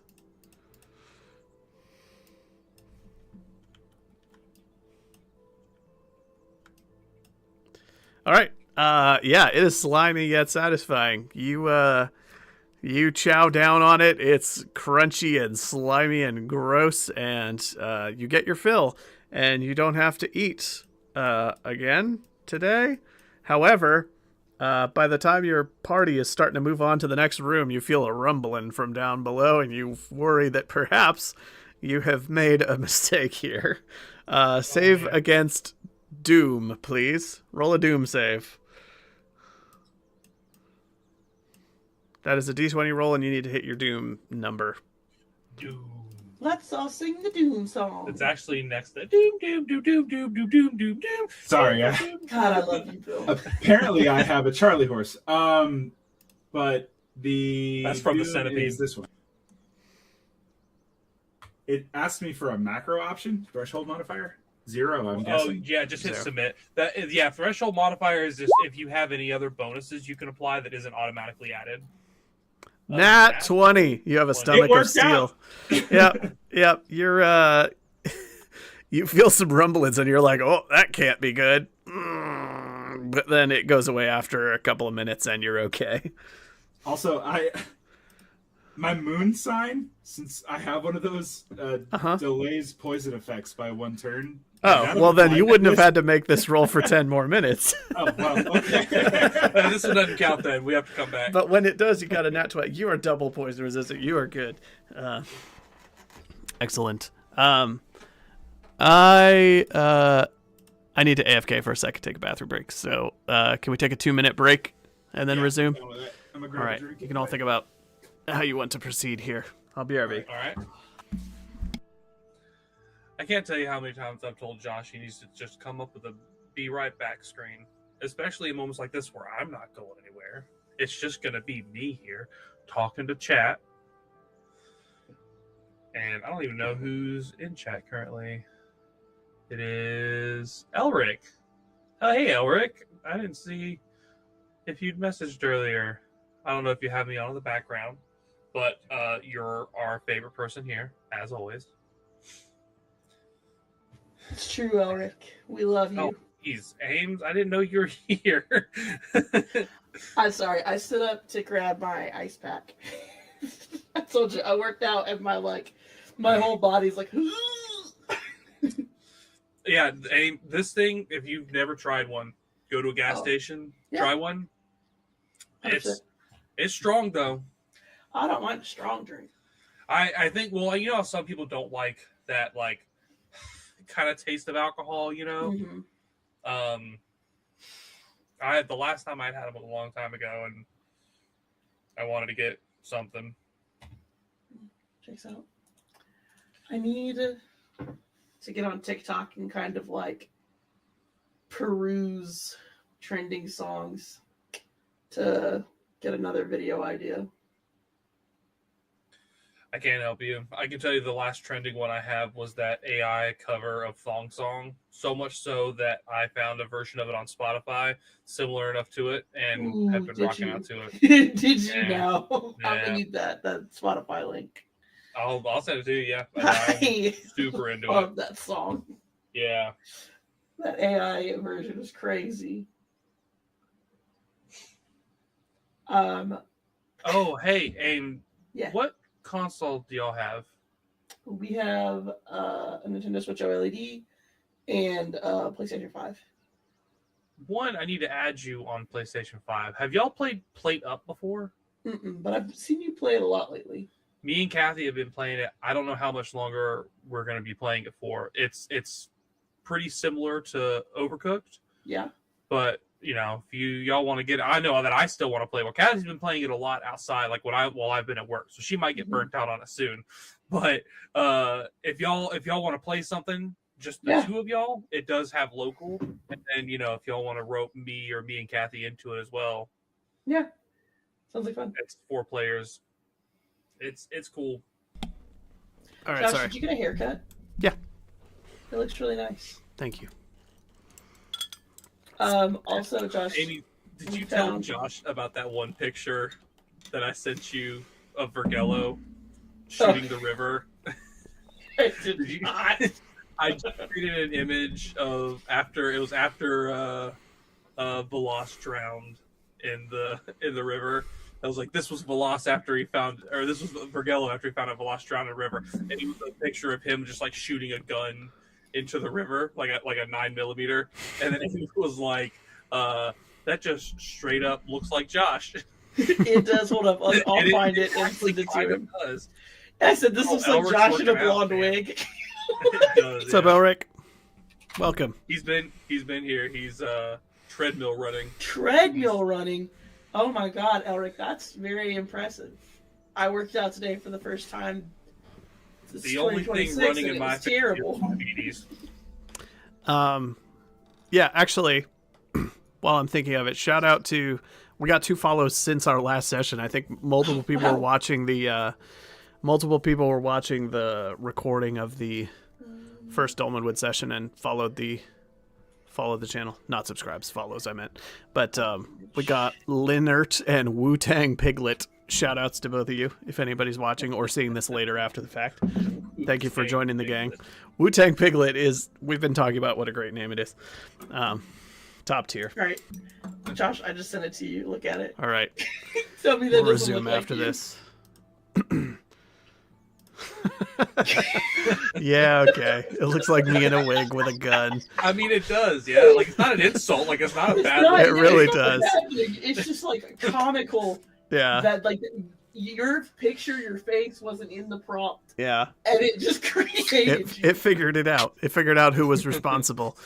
I have been. It's very, very figuring smart. out Who was responsible is phenomenal. All right. Oh, Hank is back. Oh, but Let's David's gone. resume. So, right. That concludes this dungeon turn in the room. What would you like to do next? I think you're 1 dungeon turn away from having to take a rest stop. For purposes of carry weight, how much do the things that I found cost? Let's see. It was the book. The book and 3 polished obsidian. Book 20 coin, polished obsidian, like kind of negligible. A couple Okay. coins apiece. They're small gemstones. I'll just say 3, 1 each. They're a little, yeah, sure. None of it weighs very much. Yeah, All right. It doesn't affect my speed, so. Thank you all. I could not focus. I needed a break. So, without further ado, you have 1 dungeon turn before you need to take a rest break. Can we rest early? Mm-hmm. You can. Should we rest early? When It'll will you cost wear the wigs? torch, because we'll have to burn another one. Because I imagine whenever we go to take our sit down is when the torch runs out. So maybe we can get it next It's round. not longer than a normal dungeon turn. It's just taking a dungeon turn to rest. So, Oh, I thought a torch only lasted for like 3 or 4. I'm checking. I'm trying to dungeon find it. turns. I thought you might have said an hour, so maybe that's 5 or 6. Yeah, I remember seeing it. It does specify how many. 1 hour, 6 turns. 6 turns. It could Okay, be so you got time left on the 6 torch. Even Okay. after you rest, you'll have 2 dungeon turns left on it. You're leading the way. They pop in Metal the man. fuse, Nice. 6-7. Josh, come on. Hey, don't do that. I know that Just you're a once. teacher. Don't do that. 6-7. Do you guys want to All rest day. now, or you want to push ahead? All day. Let's I say we just push on for one more turn until we're forced. I have flipped Amy's webcam upside down until she stops this. Keep me upside down. Okay, team, we're gonna move to the next room. See if there's anything past this one. And All so right. start moving forward. Sounds good. All right. You advance into the next room. It is another chamber, sort of similar to the last one, but with a few notable differences. One is there's still a bunch of stone stuff all over the ground, except instead of being large chunks, it is ground into fine gravel by this point. So you are seeing the size of the average stone chunk tapering down to be smaller than in the previous room. The whole ground is coated in chunks of rock ranging in size from like marbles to like baseballs at the biggest, just completely covering the whole floor of the room in rough gravel. Chunks of all the same sort of gray stone that is all around you. The walls and ceiling are still organic looking, covered in like ridges and bumps and things. And also of note in this room is that the walls have in places lots of roots growing into them. It seems like big roots of plants and nearby trees and things are growing in and sticking through the walls here. But there's something odd about them. It looks like the roots have all been gnawed back into little rough stubs or places where a root would ride along the wall. It looks like it has been chewed to like a pulp, where there's just little thin strands of it and you can see long teethy grooves all along the roots. It looks like every root that was jutting into this room, of which there are dozens along the ceiling and walls, have all been gnawed and chewed back to just little wispy chunks, and you can just see like stumps where they were sticking out into the room. I mean, either something is grinding these stones, or these stones are here to grind something. And I guess the latter, makes me feel a little bit better than the former. But I don't know. Does it? I don't feel like we can stop the inside of a frog summit, I mean, but we can definitely kill something. Oh, I was just assuming that every little tiny piece was what was in the room before, but after it had already been partially digested. I know cows got more than one stomach. I'm not too sure about frogs How do when you they're know giant cows have more brethren. than one stomach? The same way I know that owls have one. You use a knife. I see that at some point everything was alive and then it's all petrified maybe at the same time. But whatever fantastical thing that happened to this poor critter happened to it inside and out. That begs the question, though. Why was it eating tree roots? Oh, what's sometimes you get eating hungry those out there. roots? Or was it growing plants inside of it? I want to kind of push forward and inspect some roots. Yeah, I cautiously move into the room. Sure. All right, you step into the room. You're walking on kind of crunchy gravel, and it looks like the tunnel continues deeper after this room. It's got a little switch back up ahead. I'll reveal up to where it turns the corner here. Can I ask a question? Yeah. And this is more for like theater of my mind than actual importance. Yes. Are we going down? Like, Yes. Deeper into the frog? We're not like. All of pivoting these off to are the side. all of these are gradually sloping downwards, and I did change the direction of it so that because I couldn't draw it under the frog's head. Right. That makes sense. That's why these I are was all asking, kind like, of These are all kind of doubling back and sloping down as they go deeper under the ground.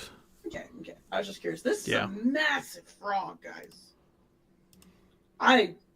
This could feed a whole town of people for at least a day. I have a question too. Mm-hmm. I don't know if we asked it last time. Do we know anything about the creature that we're in? No. Okay. So it's not like a common... This isn't like a common type of beast that you've ever heard of. This is a strange creature. You've never heard of a giant frog like this. You would know, being a Fey party, that there are sometimes Fey beasts in the Fey realm that don't typically come to this world, that are sort of mutant or weird or giant versions of things that you would see in the mortal world. Sometimes with strange powers or weirdness about them. But as far as being familiar with this particular weird giant stone frog, that you have no idea what's going on here. This is not a thing you've ever heard of, and it's certainly not anything common.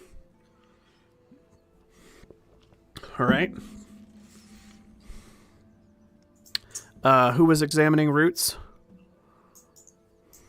I am. All right. I think Indigo and Bunglebone. What would other people like to do while they are examining roots? Does this count as I could take some time to flip through that Sure. journal? Yeah. Yeah, I'll do that. All right. Kitty, you got any things you want to do?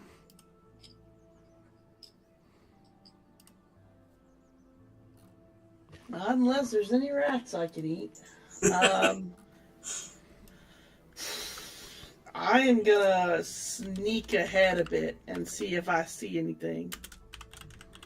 In the darkness? Yep. Maybe I'll hear something. You don't know. Are you taking a torch with you? Nope. All right. Sure. Go slinking off into the dark. Kitty disappears into the darkness. The two of you are examining tree roots. And trick of the light.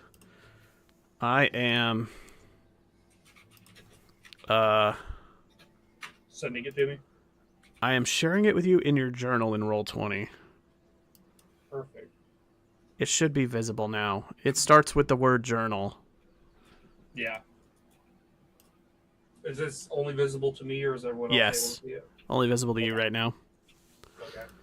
All right. Let's see.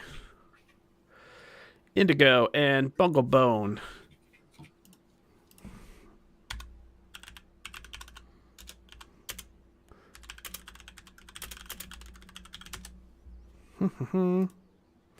I have made secret rolls for you, and you have not found anything of note from your searching. I went ahead and made search rolls for you towards the walls and the roots and things, but I will say that a closer examination of the roots on the wall indicate that the walls themselves around the roots have scratch marks that look eerily like claw marks, like something was gripping the wall while gnawing at these things, and they are all gnawed back to being like stubs. Something got trapped in here. Maybe. And didn't have anything else to eat.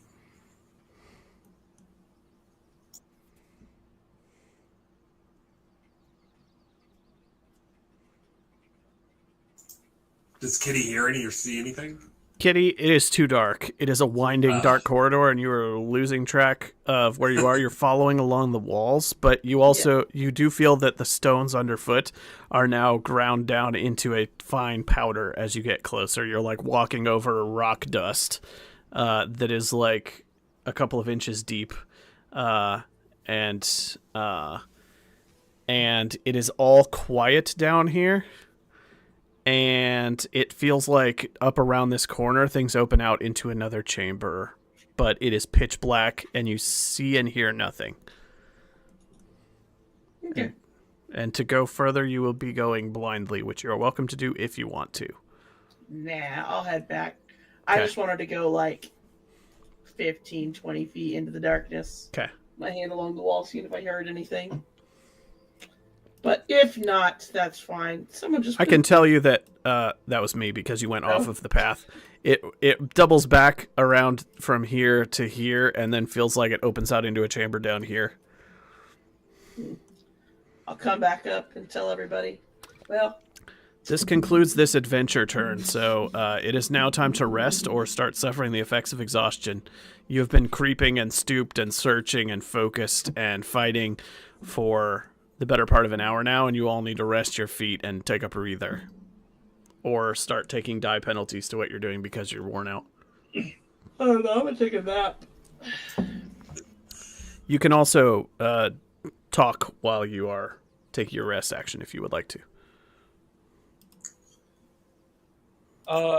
Hey everyone. I know that you were busy earlier. What was the name of the fellow we were kind of looking for who went missing, and we're looking for his family jewels or something? It's Keith, right? Keith Urban. I believe it is. Hold on, and I'll start ruffling through like papers. Sir Colbrick? Cobrick? Sir Cobrick of Brigwort? Definitely a relation to Lionel. He's the one who had the stone. Well, this was his journal. And I'll just read the whole thing out to everyone. I don't know if you want me to actually read it out. Go ahead. On stream, Josh. Okay. Well, it seems here we have some entries. I apologize because it is torn up. But the 13th of Braghold, year 924. That's like 125 years ago. Okay, thank you, actually, because I didn't know. The veil between Fairy and this weirding wood wanes with each passing year. The foul beast of adventitious glade must be dealt with swiftly, lest more of its kin be tempted to follow. The shield of my ancestors will be the key to its defeat, I hope. If not, I may meet the same fate as the others, and so be it. Our enemy has the advantage of eternal life, unshakable resolve, and a patience that spans eons. The triple compact is all but forgot, and he knows this. It is my charge to keep its memory and the truth of its dire importance alive. I fear there will come a generation which loses sight of this, and they will pay dearly for it. When I return to Brackenwold, I will inform the priesthood of the weakness formed near the Waning stones. Who knows what it may become if left unchecked? There was always something strange about Sir Chide, which follows him even in death. I believe his sympathy for the soulless Fae was the cause of his demise, and I hope he and his strange relics remain buried, so that time may forget him and all his kin. I don't know if his shield had some sort of gemstone in it, and I also don't know if his shield and or gemstone is what stopped this big beastie from doing them all in the end. But something to keep in mind if we go to, capture this relic. And I'm assuming Josh shared it with everyone else at this point. I just did, yeah. Okay, cool. Oh, I forgot Amy doesn't need to be punished anymore. Boop. Oh, yeah. Amy, roll a d6. That's not this game. Stop. Stop picking on me, Bill.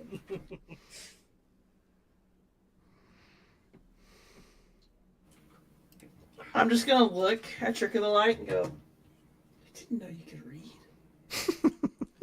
Has anyone seen a shield? No. I didn't think so. I imagine whatever shield we find will probably stand out compared to the rest of the rubble we've come across so far. I hope so. But he lost it. Sir Chide, Chyde. Sir Chive. Elric. Sir Chive of Scallion Town. Sir Chive of Scallion.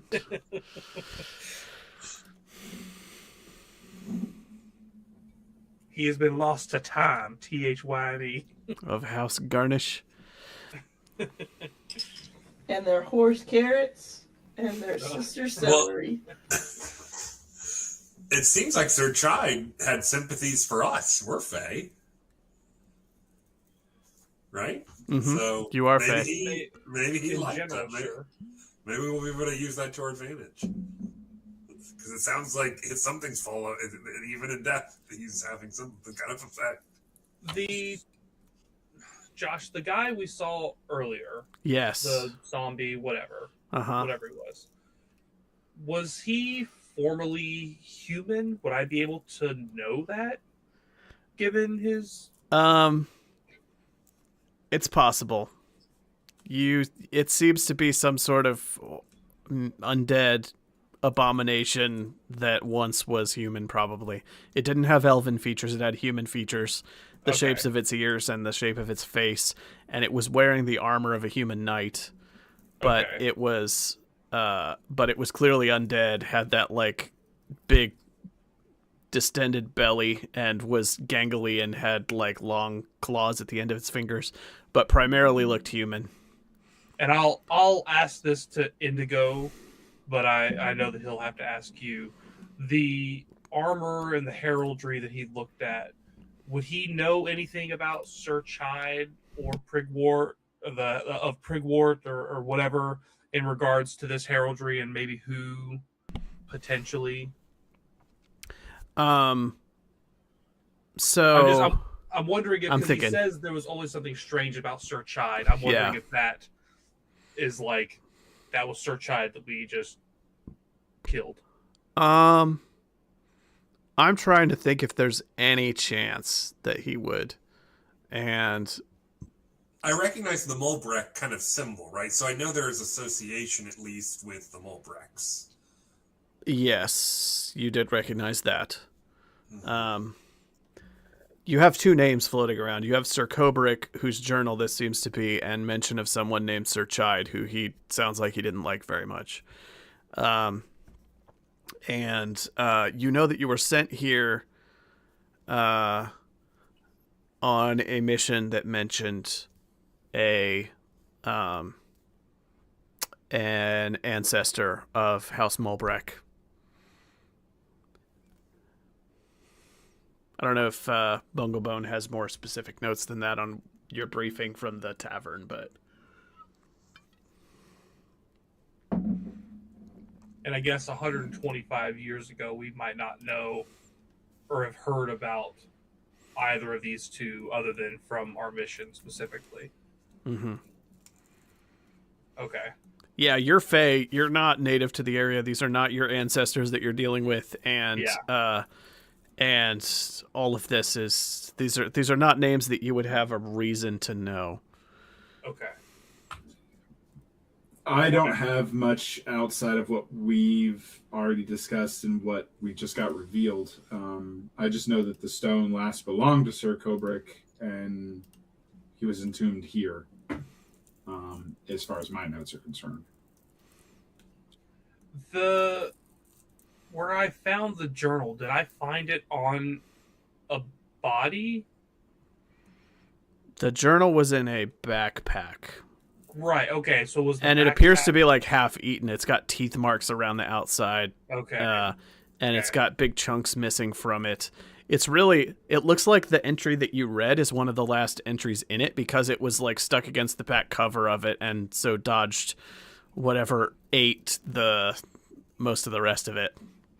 Okay, I mean, I would assume it would be the thing that attacked us. It would be Trick's assumption in general. Okay, then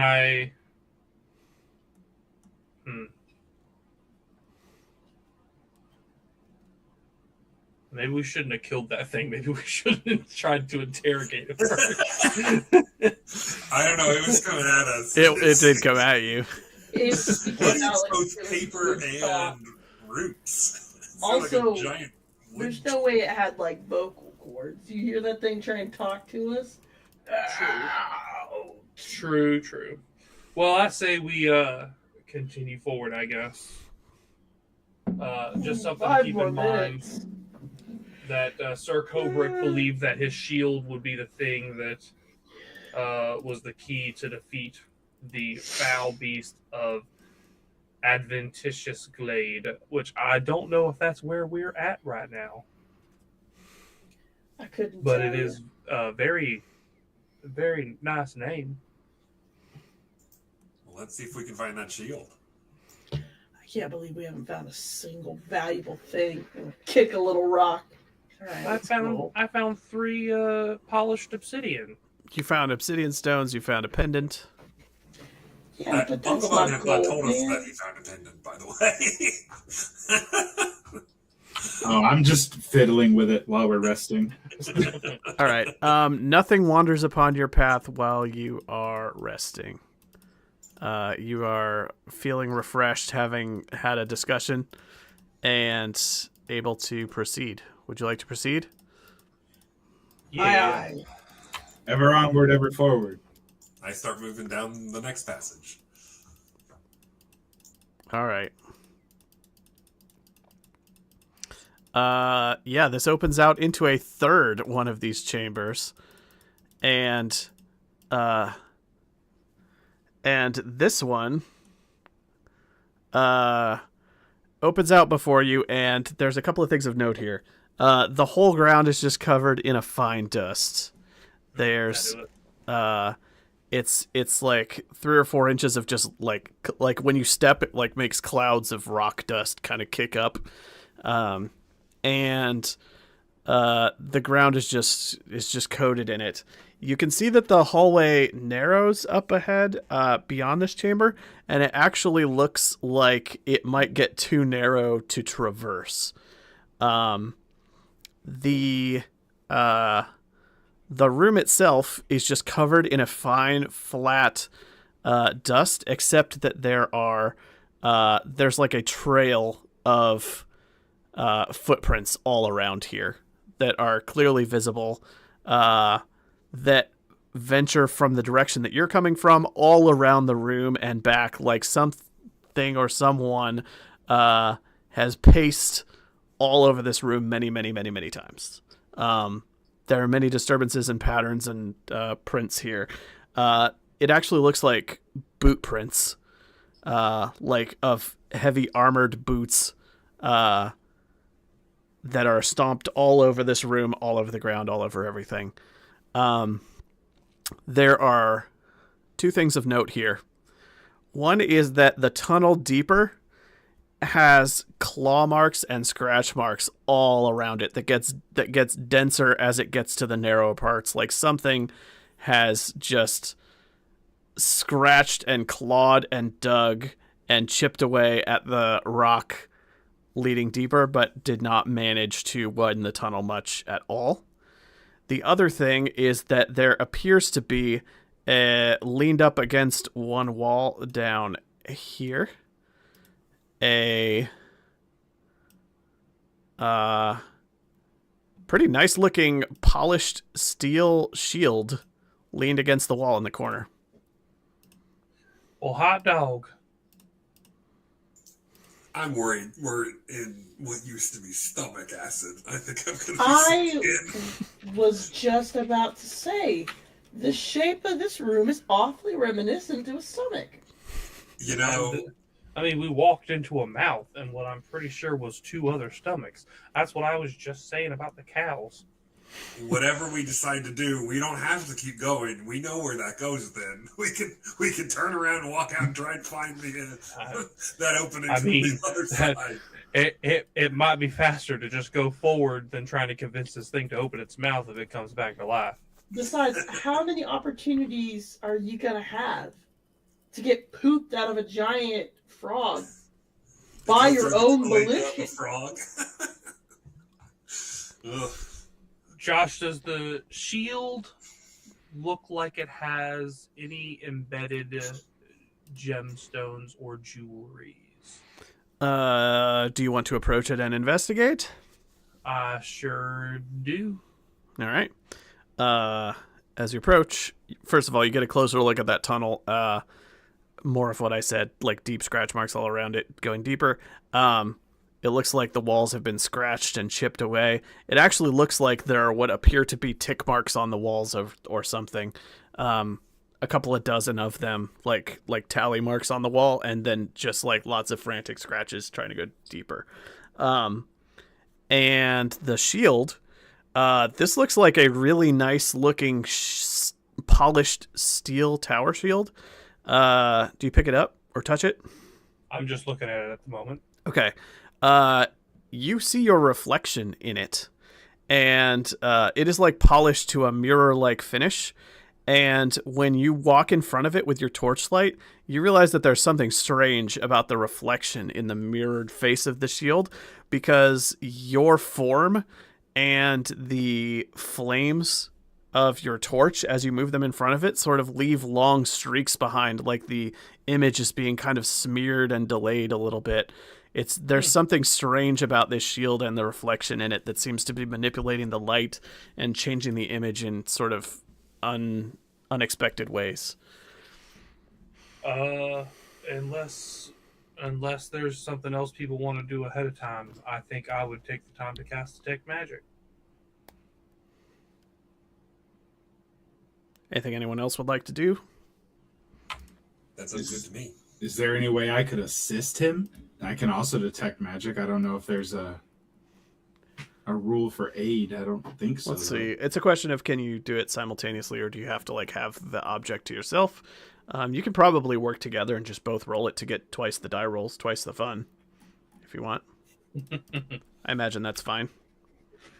I'm gonna grab the torch from Trick of the Light. I think I have to be able to touch it, so I don't know if it's the kind of deal where we could both touch it.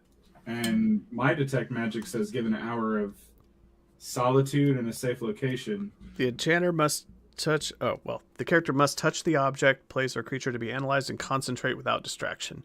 It takes 1 turn, which is your 10-minute dungeon turn. If you're squatting side by side with the thing in front of you and you're chatting while doing it, I'll let you both roll independently. That's fine.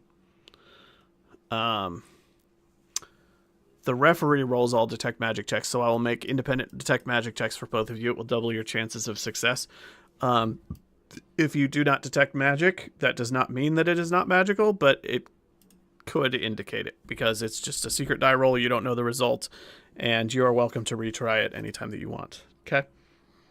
Mr. Hogslapper, I'm happy to have the both of us tackle this together, but let me put my hand on it before we both make the same mistake that could be grave at the same time. And I'll Buddy, put... wait. What? Why Understood. would you touch it first? A noble sacrifice. I'll put my hand on the mirror. Okay. The mirror shield. Sure. It feels cool to the touch. That is it. Nothing visibly happens. I'm gonna pinch him. Ow! Oh, thank God. That hurt. Well, I thought you were gonna turn to stone. You all do. I'm just kidding. And you wanted pain to be the last expression on my face? Well, I don't know. I've cast to detect magic. All right. 2 people are detecting magic. Do the other 2 of you want to do anything while the time passes? I'm gonna take the torch and peer up ahead a little bit. Sure. I'm psyching myself up to go through the intestine of a frog. Come on, buddy. Come with me. Come look. Well, the 2 of you go over there, and it quickly becomes apparent that this thing narrows to the point that it is unnavigable. This becomes like a narrow tube that is like 4 inches wide. I'm deeply relieved. It does continue, but it seems like it is too small for any of you to traverse. And it just goes. You're getting into like small intestine or something here, where it's starting to get very narrow and noodly.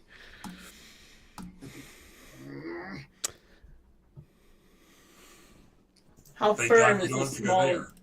How firm is this small intestine? I'm gonna hand back the torch and start trying to like Well, busting apart. as you start doing this, you look around, and it's very clear to you that someone has already tried this a lot, and has chipped through solid stone enough to widen it out a little bit, and it just keeps going deeper and narrower. It looks like someone tried real hard to tunnel here. This is. Are we thinking that the guy that we killed was stuck in here and trying to get himself out, but we don't actually know who that guy is? And also, we're in the stomach of the frog, which was the thing where the thing was supposed to be, and it's not here. I swear to God, it's with that owl.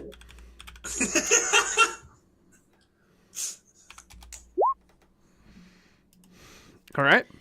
You got 10 minutes, and if this comes back nothing, I'm killing a bird. Okay. I'm going to make the 2 detect magic rolls. Amy Do we and tell you David. what our threshold is? I think, are they both 5s or are they different? Mine's 5. I don't know if I thought Hank's was 6. A few different classes. Mine is 6. Oh, okay. So I will. Sorry, Hank. I wasn't trying to pull a score from you. You're good. You're good. I just wanted to help make it happen.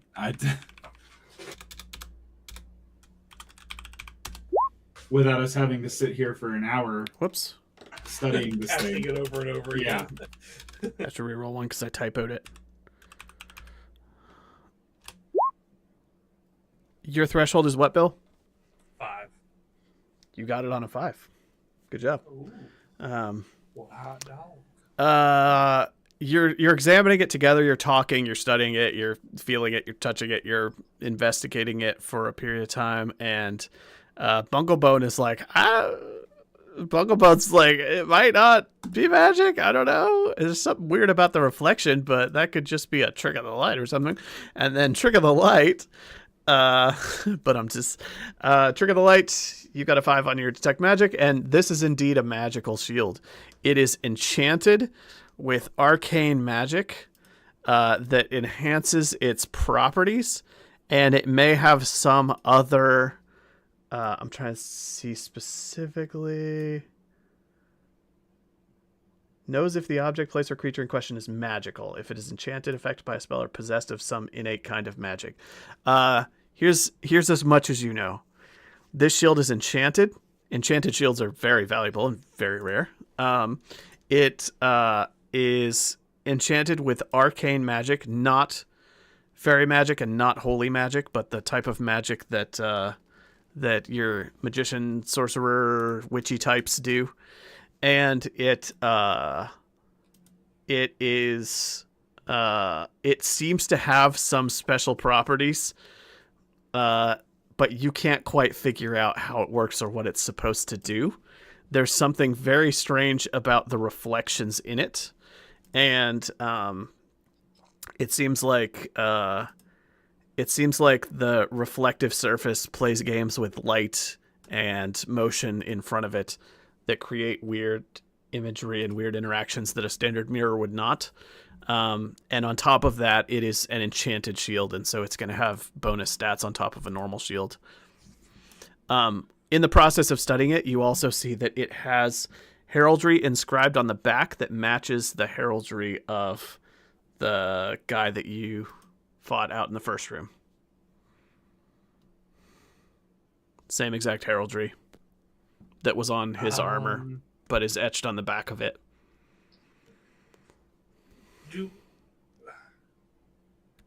I don't know exactly. So with my detect magic, do I know if this thing would harm me if I picked it up? At this point, you have touched it and handled it and studied it. It doesn't appear to be doing anything harmful to you in the process. Okay.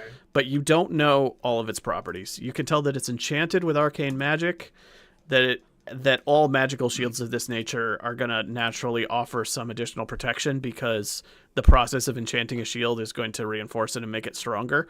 But as far as what additional properties it has, you can tell that it's doing something weird with reflections, but you can't tell what that might be.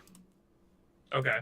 Yeah, then I'll after I detect that, I'll just be like, no, it's got something in it, and I'll pick it up, and I mean, I don't know if I can. I don't know how big it is, but if I can like slip my arm through it, like I'll Mm-hmm. do that since I have a free hand, and I'll see what happens. Okay. Yeah, you don the shield and nothing visibly changes around you. It's just a shiny, reflective, enchanted shield that has weird reflections on the surface.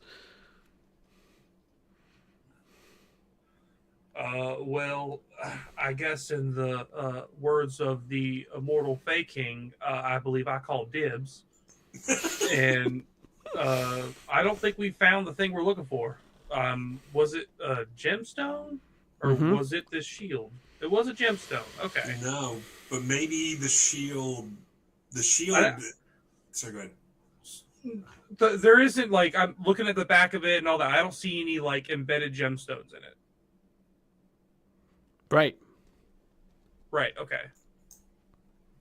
Sorry, The go shield ahead. is a... The shield... Kubrick thought the shield was going to help him against some kind of monster. Maybe the monster of this glade. Maybe the owl.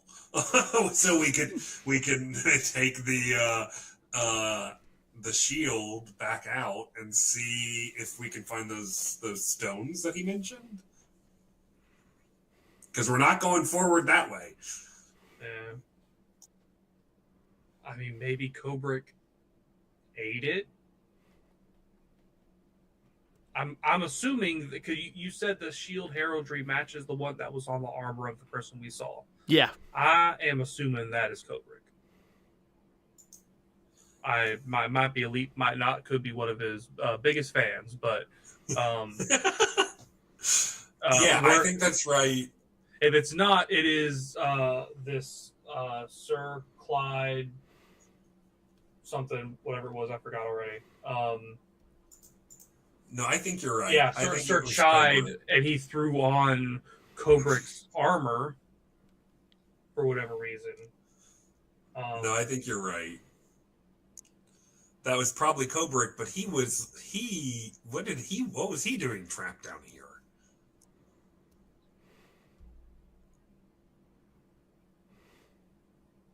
I don't know, but what we've discovered is that stupid gemstone is not in here. So let's go back out into the daylight, and you guys reread that paper. I'm gonna go kill a bird. Kitty Cotton Socks wants any excuse to go kill a bird. Yeah, I'm ready to get out of this cave. All right. I mean, clearly we can't get pooped out, which is the, honestly, third reason to be in here. So might as well just go. Maybe the fairies in the center, and maybe this shield in some way is used against them. Mr. Hogslapper, you said that fairy was a little more intangible. Maybe this thing has some kind of effect on them. I would be surprised if they were able to move the stone we're looking for. She picked up a pebble and, well, it fell right through her hands. She was able to move it, but it then they seem to be like semi solid. She was able to interact with the thing, but then after a moment it like fell through her body, so they're like semi corporeal. She threw it with confidence, so they must be able to manipulate the material world in some way. Well, that torch is probably going to go out soon, so maybe we just make our way to the top and reconvene. We have a shield. All right. Yeah, Gonna let's double get outta back. here. All right. Making our way up frog. I'm Sounds gonna good. hand the torch back to Trick. I put the spear away and I hold the torch. Cool. And I'll lead the way again.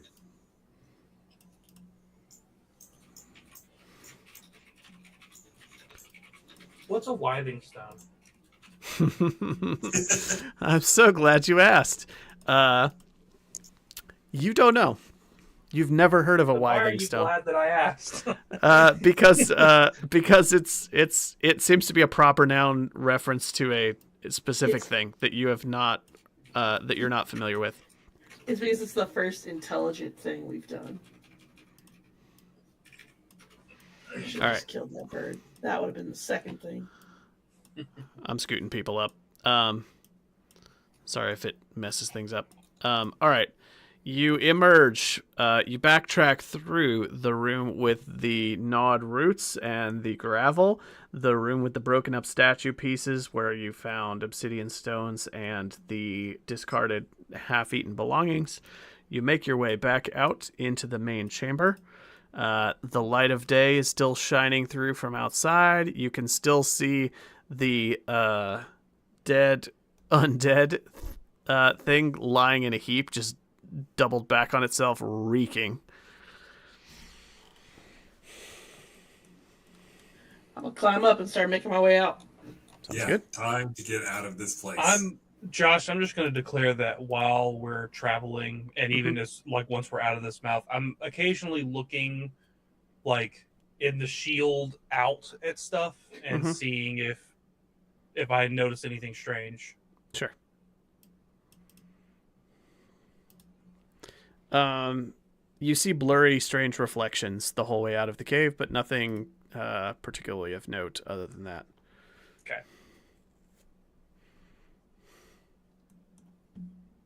Let's get out of here. Bunglebone, you head out as well? Yeah, I'm gonna follow them out. I was debating trying to cut this thing open and see if the stone's inside of it, but I'm gonna just follow everyone out. Okay. I think David might kill me if I kept doing gross stuff. All right. You emerge back into the glade here. I've got the little party flag here. When you come back out, you can see the green fairies, of which there appear to be about half a dozen of them, are flying over the lake and darting around, and they're all looking in the direction of the frog cave that you've just emerged from, like they are interestedly, like they are observing your actions. They are giggling, and they are splashing and playing in the water. They are muttering things to each other and pointing and laughing at you. You can hear their childish giggles echoing through the glade. You can feel their mockery. Trick, do you want to kill the bird? Or do you want to go talk to some fairies? Because one of us is going to do one of those things, and the other's going to do the other. You're better at climbing than I am. I think I'll address that to you. Roger. We'll start making my way to that stupid tree. Vendetta. While Kitty is walking over there, I'm gonna like nudge Indigo and like nod towards the fairies. Okay, I start walking towards the fairies, kind of waving. Notably, armor, you have to make rolls to not sink when swimming in medium or heavy armor. The unarmored people with this length of swim and still water do not have to roll any dice if they want to swim. Just throwing that out there. I'm not saying that you have to. So, and if I sink, I die.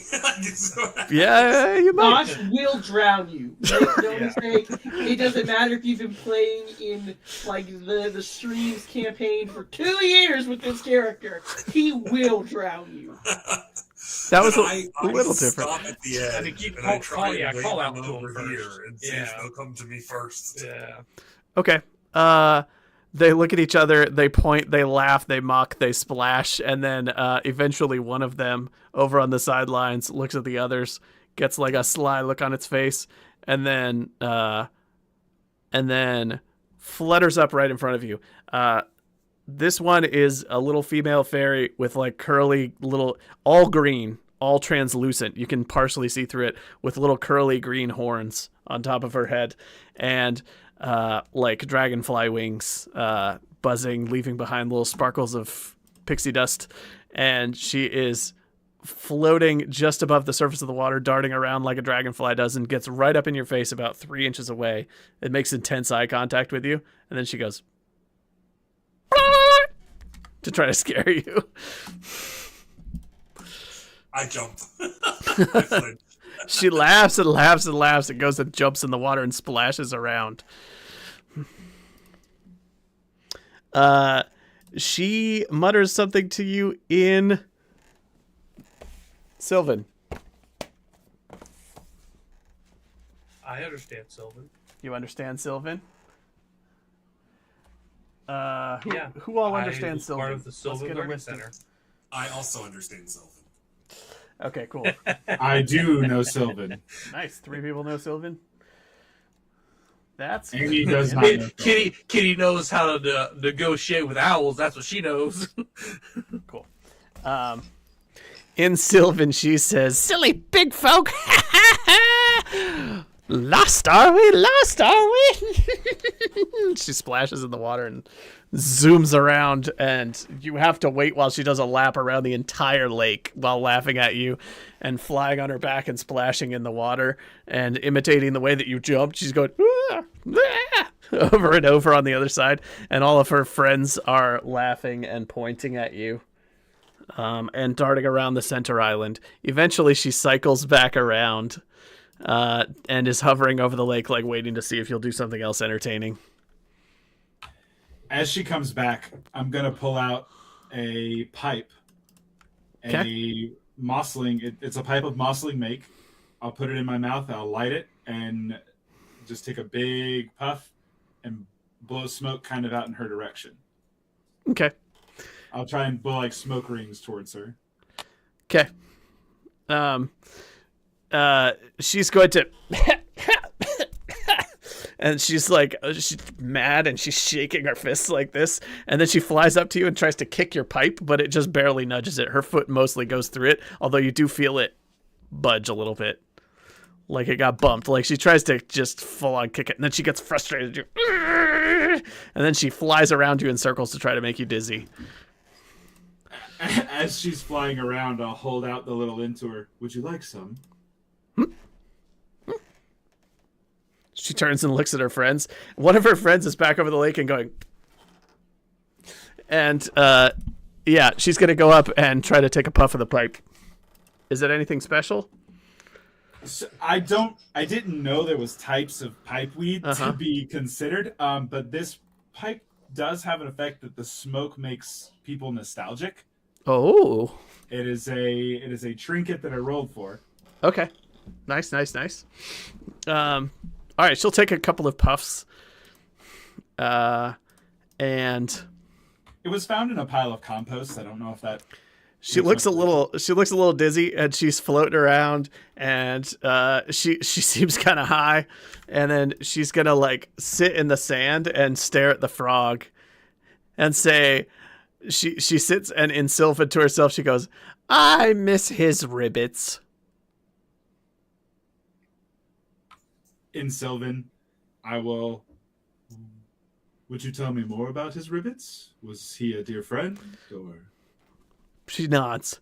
"His croaks could be heard from 10 miles away." "Oh, Stump in the Grove, why did they do this to you?" And then she goes up and she darts over and sort of like puts her hand on the lower lip of the frog mouth entrance, and then she sighs. "Why did that mean man turn you into rocks?" Who turned him into rocks? That mean knight with the shiny shield. Yes, but he got what he deserved. He got gobbled up, and then he used the shield and turned it to stone. But he got stuck, and then he got hungry, and we watched him starve. He tried to eat everything." And you can hear the cackling of all the other fairies in the background. By any chance, is the knight you mentioned the one inside the frog's mouth? He's scary now. We don't go in there anymore. Well, he's dead now. We saw to that. Would you like another? Would you like some more smoke? Yeah. She nods. I'll hold it out for her again. She puffs the nostalgia pipe some more. It was nicer before he came. Him and all those others. Were there more humans, more mortals with him, or? A whole army. A whole army of stuck-up humans that didn't like stumping the glade. I have a feeling many of them didn't make it out. They got gobbled, one after another, after another, after another, and turned to stone by the frog's tongue-eye. Oh, that's what it does.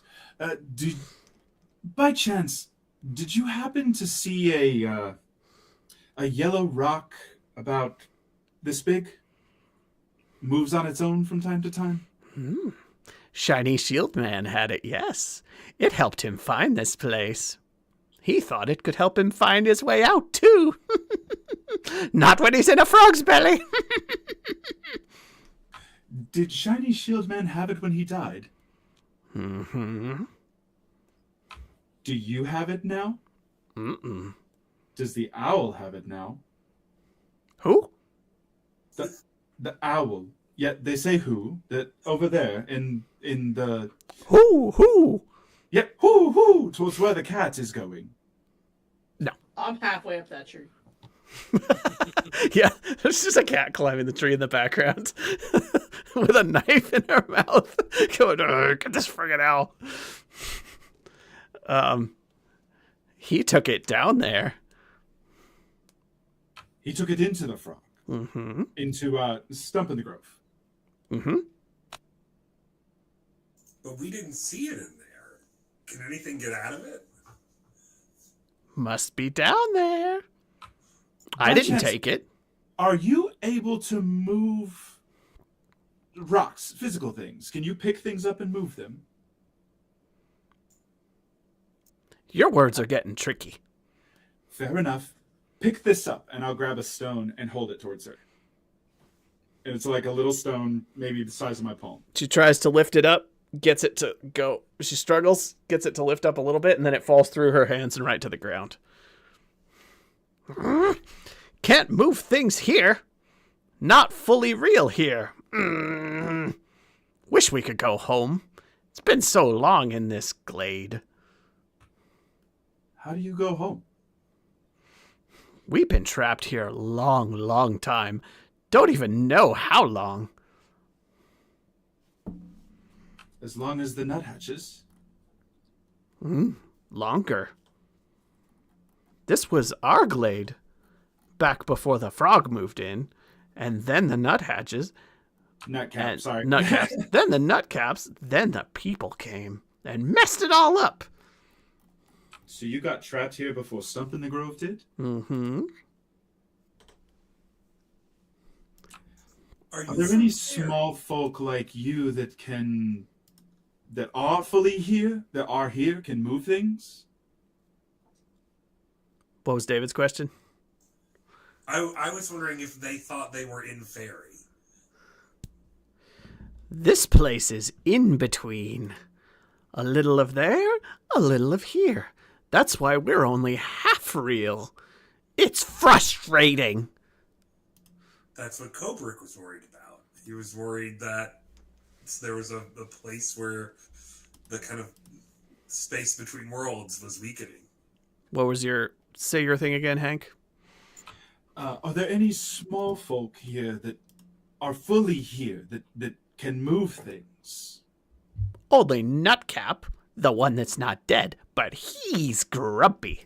He's probably trying to figure out how to stab ya. That is true. Well, would you like some more? I'm not quite sure what else I can ask you at the moment, but I do appreciate your time, and I love sharing smoke with a friend. Did the Nutcap like the knights? Nutcap gave them magic nuts and they left them alone. They were helpers. But that's not nice because the knights weren't nice. And helping the mean people is mean. I'm gonna climb back into the frog's mouth and Okay. start pilfering through the corpse of the man that we killed. Okay. You gonna shout know. for me? Huh? I said, are you gonna shout for me while I'm climbing the tree, or are you just gonna go right back in? You're working hard. I'm not gonna interrupt you. Cool, appreciate You're doing the Lord's work. All right. You go in there. Is anybody else going? Have I killed No, the I owl turn to yet? Bunglebone and ask if he thinks that fairy could fit down the intestine of a frog. I have no doubt in my mind she could get down there. I just don't know if she could bring anything back.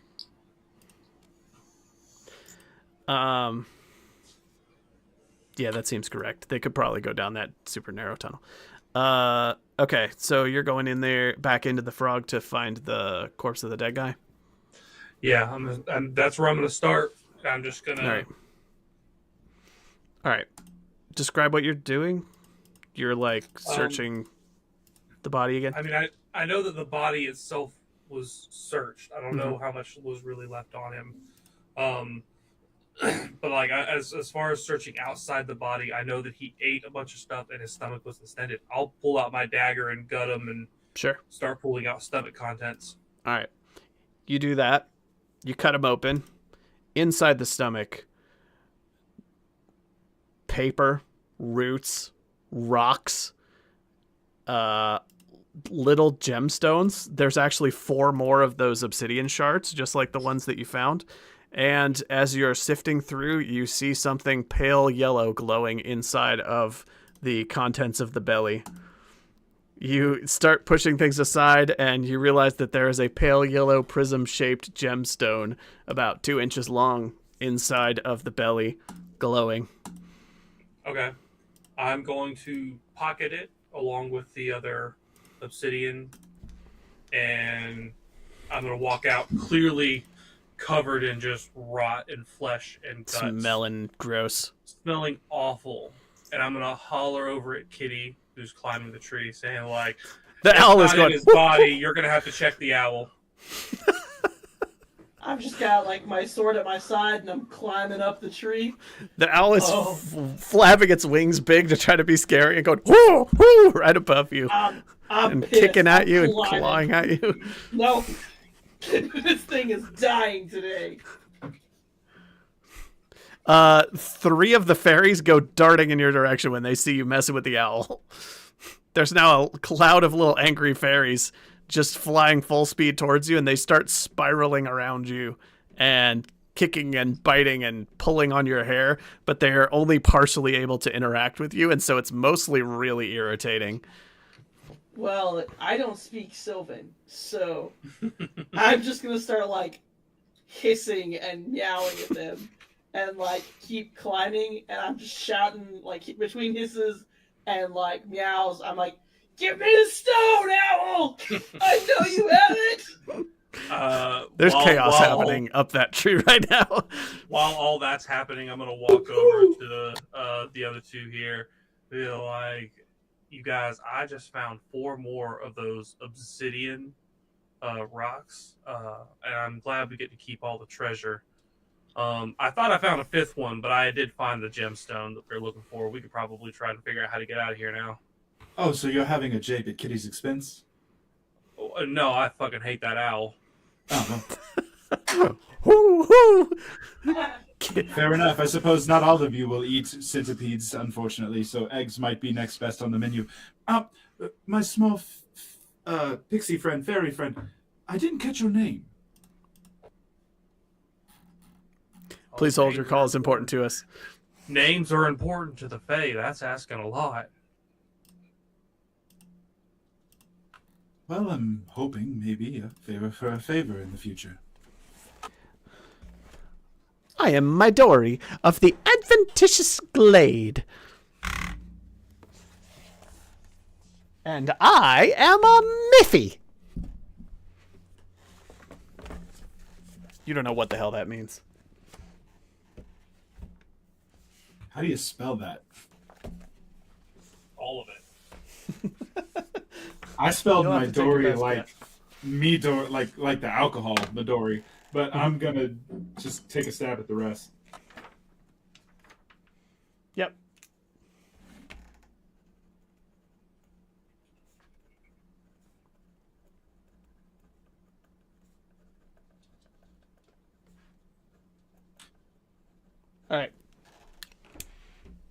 My Dory,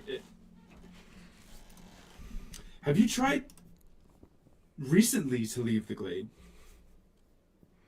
I can leave. I know the way out. And it's trickier than you think. But it only goes to the mortal world.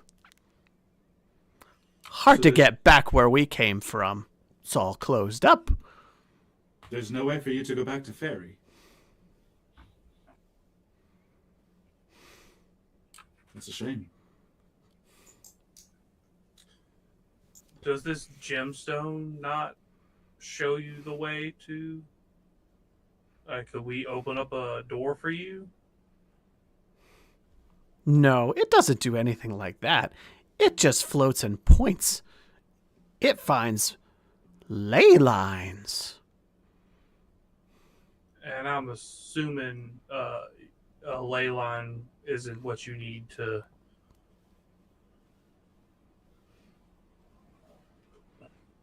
Well, should we ever find a way through the mortal realm to get back to the Fae, I'm sure we could come back here and direct you there. Oh, thank you, thank you, thank you, thank you. She goes and tries to hug you around the neck, but just passes right through you, and it sends a chill down your spine. Feels really weird. Probably for the best, because I'm fairly disgusted at the moment, but I appreciate the love. Ugh, you smell like the stinky dead man. Oh, he's dead as a doornail. We should probably get out of here. Would you mind showing us the exit? It's not easy. She glances back over her shoulder in the direction of that purple slime puddle way back across the lake with all the logs around it. She says, to get out, find your little sapling and toss it in the puddle. But don't take too long, because the way will shut.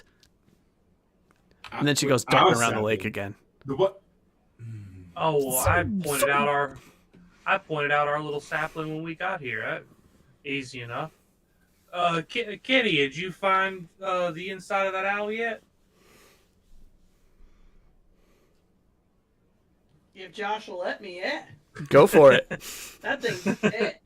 I made it to like fresh landing and I stabbed it with a sword. Go ahead and make an attack roll. It's going to claw at you and then try to fly away if you don't get it in one shot. Come on, I've never wanted anything more in a TTRPG game today. Where is it? Come on, please. Oh my god, 1 damage is pitiful.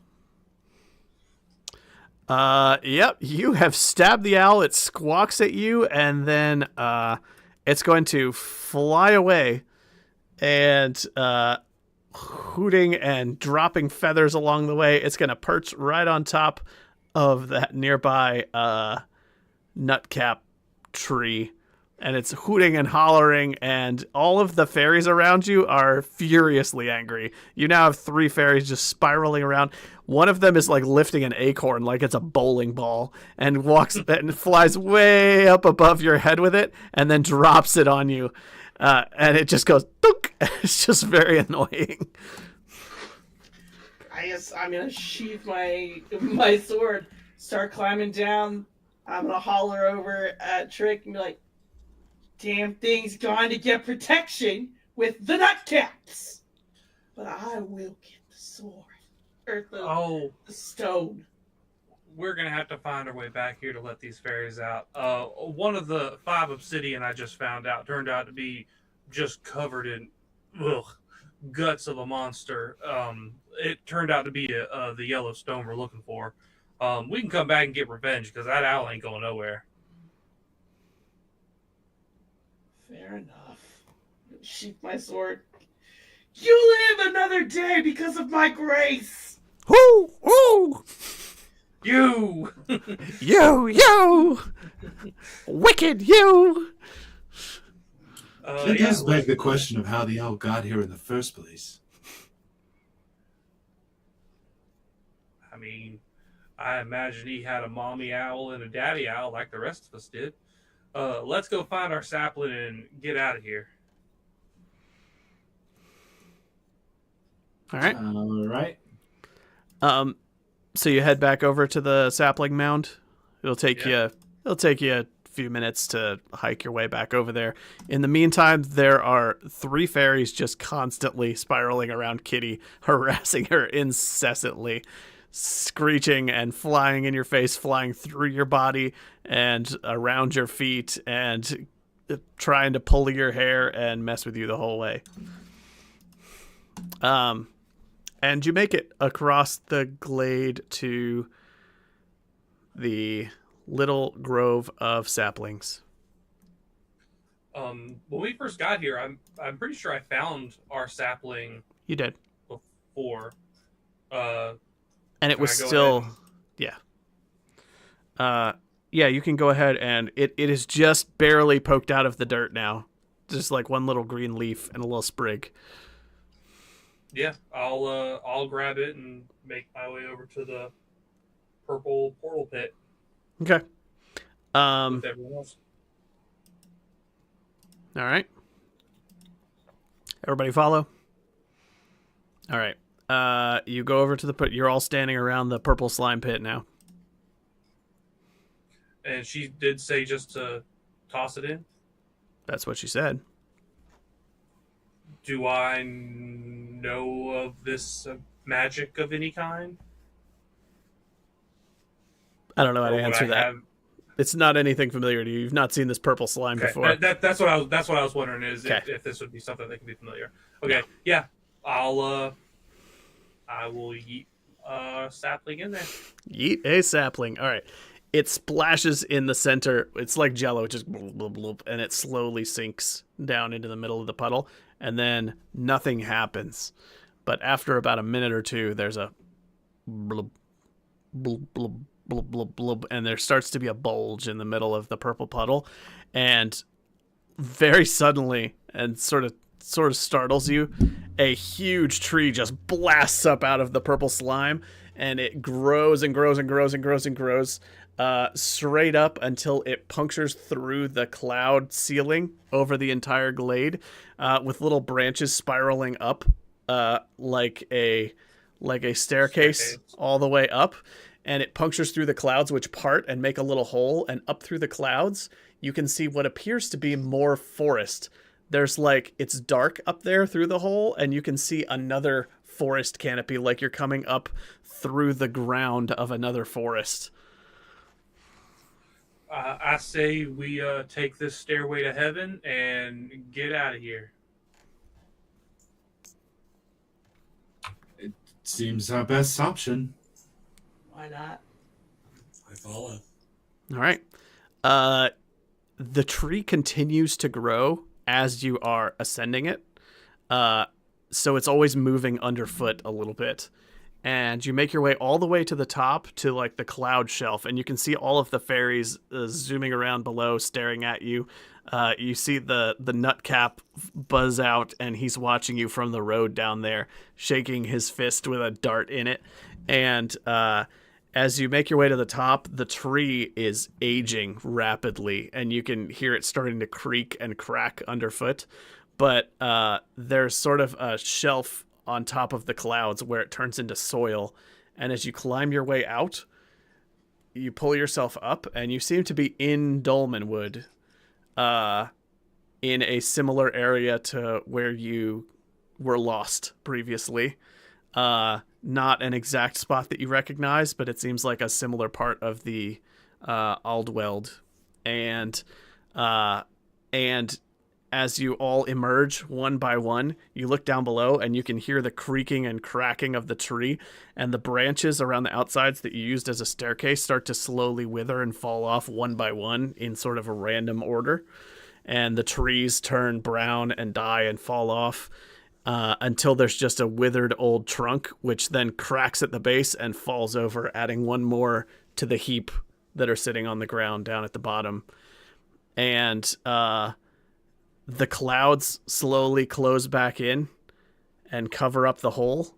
And then after a few moments of staring at it, the clouds turn dark and they turn into soil. And there's just a little divot in the ground, like a little soil ditch, where once there was a cloudy gateway into another place.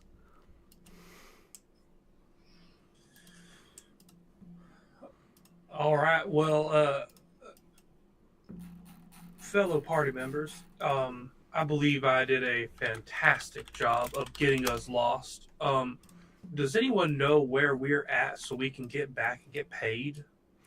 Now is where I roll on the random table of effects of getting lost and see just how lost you are and just how hard it's going to be to get back to town. You pop up. You're actually right next to the town you're supposed to be in. It could be something. It could be. There's a whole lot of outcomes. From, oh my god, I don't know where we are, we're in totally the wrong place, to just something totally different. So I'm gonna roll. This is my house. I'm gonna roll and we're gonna find out. And it's gonna be on you to figure out how to get back. I have no idea what's gonna happen.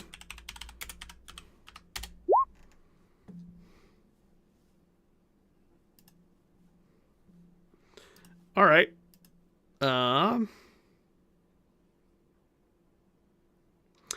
You think you are familiar enough with this area to find your way back. You're pretty sure it's that way. That way it is. I'm going to keep my eye out for rats. And I'm going to reach into my pocket, pull out an eyeball and stare at it, and then stick it back in my pocket. Did that eyeball dilate by chance?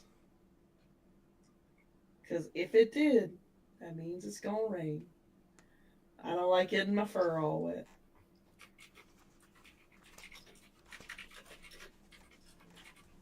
Sorry, you're predicting the weather?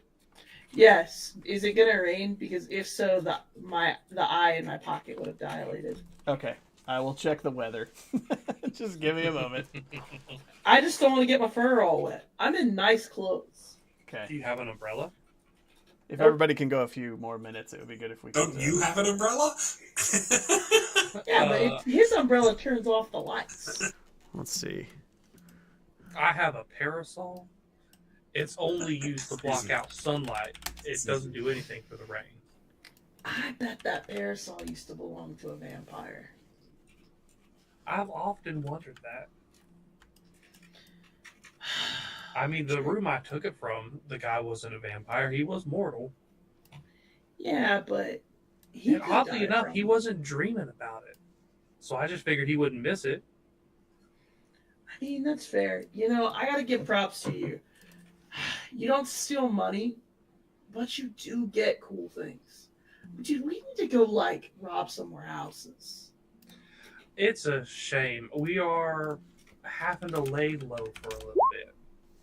I know, but like... No one in this party is robbing houses. Well, I'm gonna turn and look at you and be like, you do that on your own time. We rolled We're the not- perfect weather. It is balmy and clear. No consequences to travel. It is perfect, glorious, early summertime weather. However, it is getting late in the night now. The Listen, sun is starting to Indigo. get low. if you don't rob houses, then you miss out on cool things. Like that parasol. Or this eyeball. That eyeball didn't belong. It's, it's a human eyeball. Okay. Like I always say, some of the best things in life belong to someone else. I like their money most, but every now and then you do find cool things. You know what? There's just something about just stealing someone's dreams. You're not Well, if it's this getting dark, Yeah. maybe we should set up camp. Yeah, why don't you go to sleep? Here, hold Now, on. now, You will Miss see Cottonpot. something first. You travel a short distance back towards town, expecting to head back into swampland in the direction that you came from. Instead, up ahead, you start hearing the booming croaks of bog owls echoing from the surrounding vegetation. That's great. You appear to be in a dense, tangled section of forest. You keep expecting to run into the actual like swampy bog where the trees clear out a bit, but you don't. And then just as the sun is setting, you see up ahead a vast lake stretched out ahead of you that has a bluish-gray mist around it. And you believe this matches the descriptions you've heard of Fog Lake, which is the place that those pilgrims were going to that you encountered on the road. Remember the guy with the limp? You think you've gotten turned around and made your way all the way to Fog Lake. Isn't it supposed to heal you? That's what you heard from those people. Do we think this actually heals people? Because, like... You actually see a little flickering fire by the side of the lake off in the distance, with a wisp of smoke rising up from it. Well, it looks like we might find our old friends, and maybe we could make camp here. I could really use a bath. Yeah, let's go for it. You sure could. Okay, Mr. Shiny Pants, not all of us get someone to polish our armor. Sure enough, as you approach the camp, you I see never that, exactly agreed to polishing his armor. you see the three people that you encountered traveling on the road. The two humans and a Breggle, the one human leader with the limp that you ran into, and they are camped out by the side of the lake. When they see you approaching, the leader says, decided to follow us after all, eh? What do you mean? Something like that. It's been 20 years since we've seen you. How long have you been here? It's only been a day. Hey. Who's the timekeeper here? Okay, it's been 20 years if Amy says it hasn't.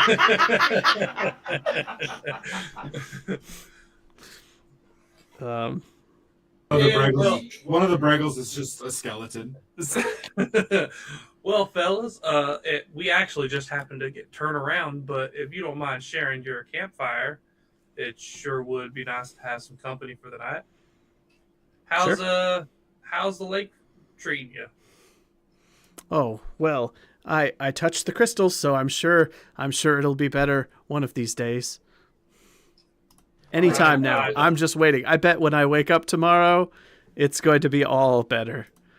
Well, I hear a lot of these things usually take about 7 days. 7's the magic number with all this 7? magical. It's much longer than I was hoping, mumbo-jumbo. but it's good to know it. I shan't panic, because I know, I have faith that the crystals will work their magic. I'm gonna lean over to Hoggle. God, I can't get your name. I will never. I'm gonna lean over to Bunglebone and be like, "This guy's leg is just like, it's just effed forever, isn't it?" I mean, possibly not. I know not of this stone, and Trick seems fairly confident in his 7-day prediction. No. Trick is definitely lying. Just check a DM. But by chance, my friend, did a saint send you here? A saint? You don't have the ability to do that right now, Bill. It will require materials and proper. You got to trap it in the vessel and stuff. Got it. Okay. All right. I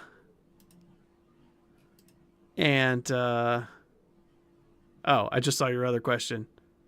Where does that quote come from? Important. It's part of the physical traits On your background? The thing that you rolled. Yeah, it's part of the thing that I rolled. Sure. Okay. All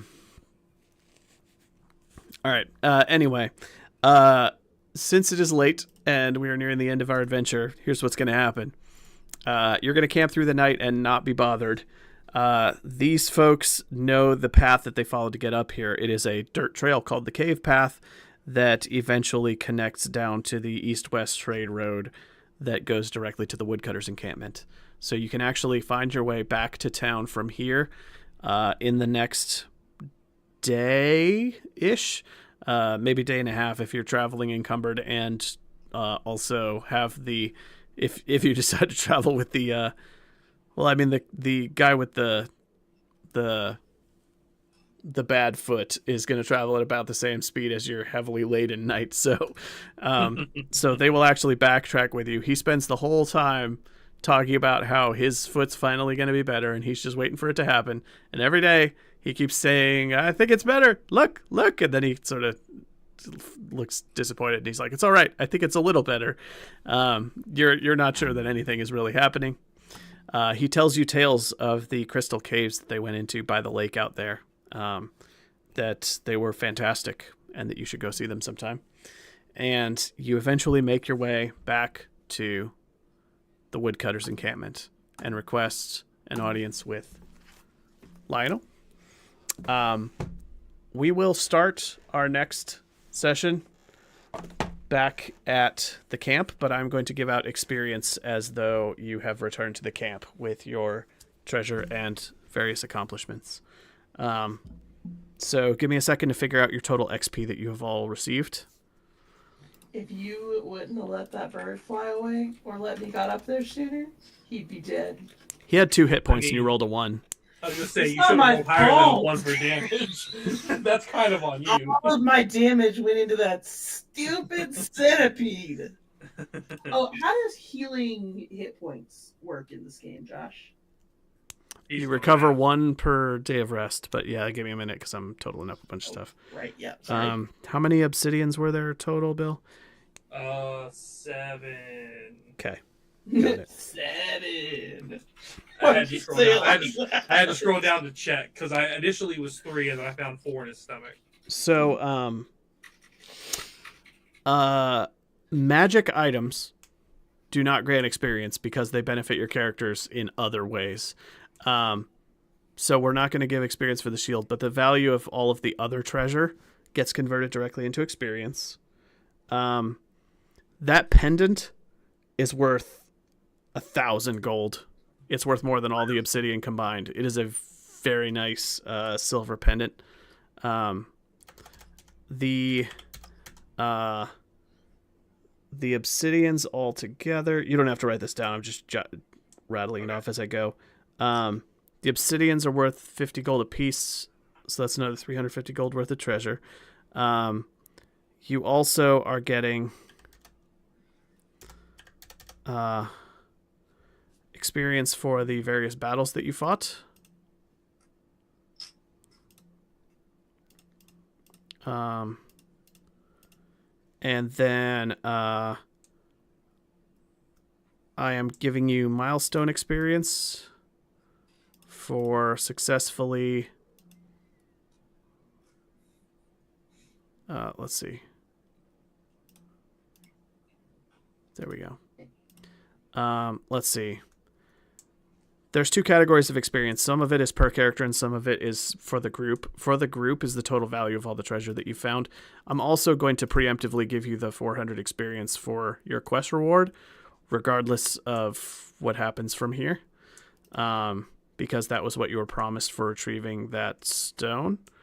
And then... Okay, so experience that's getting divided among all 4 party members is 465, but then you all receive an additional 400 milestone experience, 200 for opening the frog, locating the tomb, i.e., and then 200 more for making your way out of the glade and making your way home from being lost. So that means everyone gets 865 experience. Nice. Which I don't... That's crazy. 865 apiece, which I don't think will level anybody, but it's a good chunk of the way towards it. It doesn't me. I'm a chunk away still. Yeah. I mean, it's still a large chunk. It is a large chunk. Yeah. For, I think the lowest XP cost to get to level 2 is Thief, which is 1,200. That's 2/3 of the level for Amy. Oh, yeah. I'm 335 XP away. Nice. And it would have been more if it wasn't for that stupid owl. All right, so next time we will resume with you arriving back at the woodcutter's encampment at about noon on the second day after your travels. Okay. Sweet. Aye, aye, Captain. Let me make a note of that real quick, so I don't forget.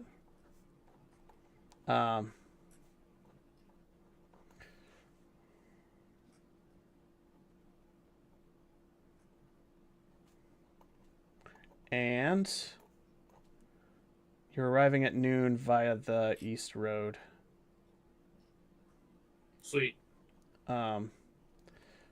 We will, the intention is to spread these sessions out a little more than Forbidden Lands, since this is kind of our secondary campaign. So I believe we are playing Forbidden Lands in another week or two. I can't remember if it was the 2nd or the 9th. But Forbidden Lands is coming up in a week or two. And the next session of this one will probably be about a month from now. I know none of this is actionable information, but just for anybody listening, I'll be posting the dates in the Discord, and I'll try to get announcements on Twitch once we get them scheduled too, so people know when we're planning to play next. But we have sessions of both of them coming up. Anything else anybody wanted to say on stream before we kick it off? Bye. I think that's Thanks all for I hanging got. out, Elric. All right. Bye. Bye, Yep. guys. Thanks as always, Elric. Everybody have a great night. Until next time.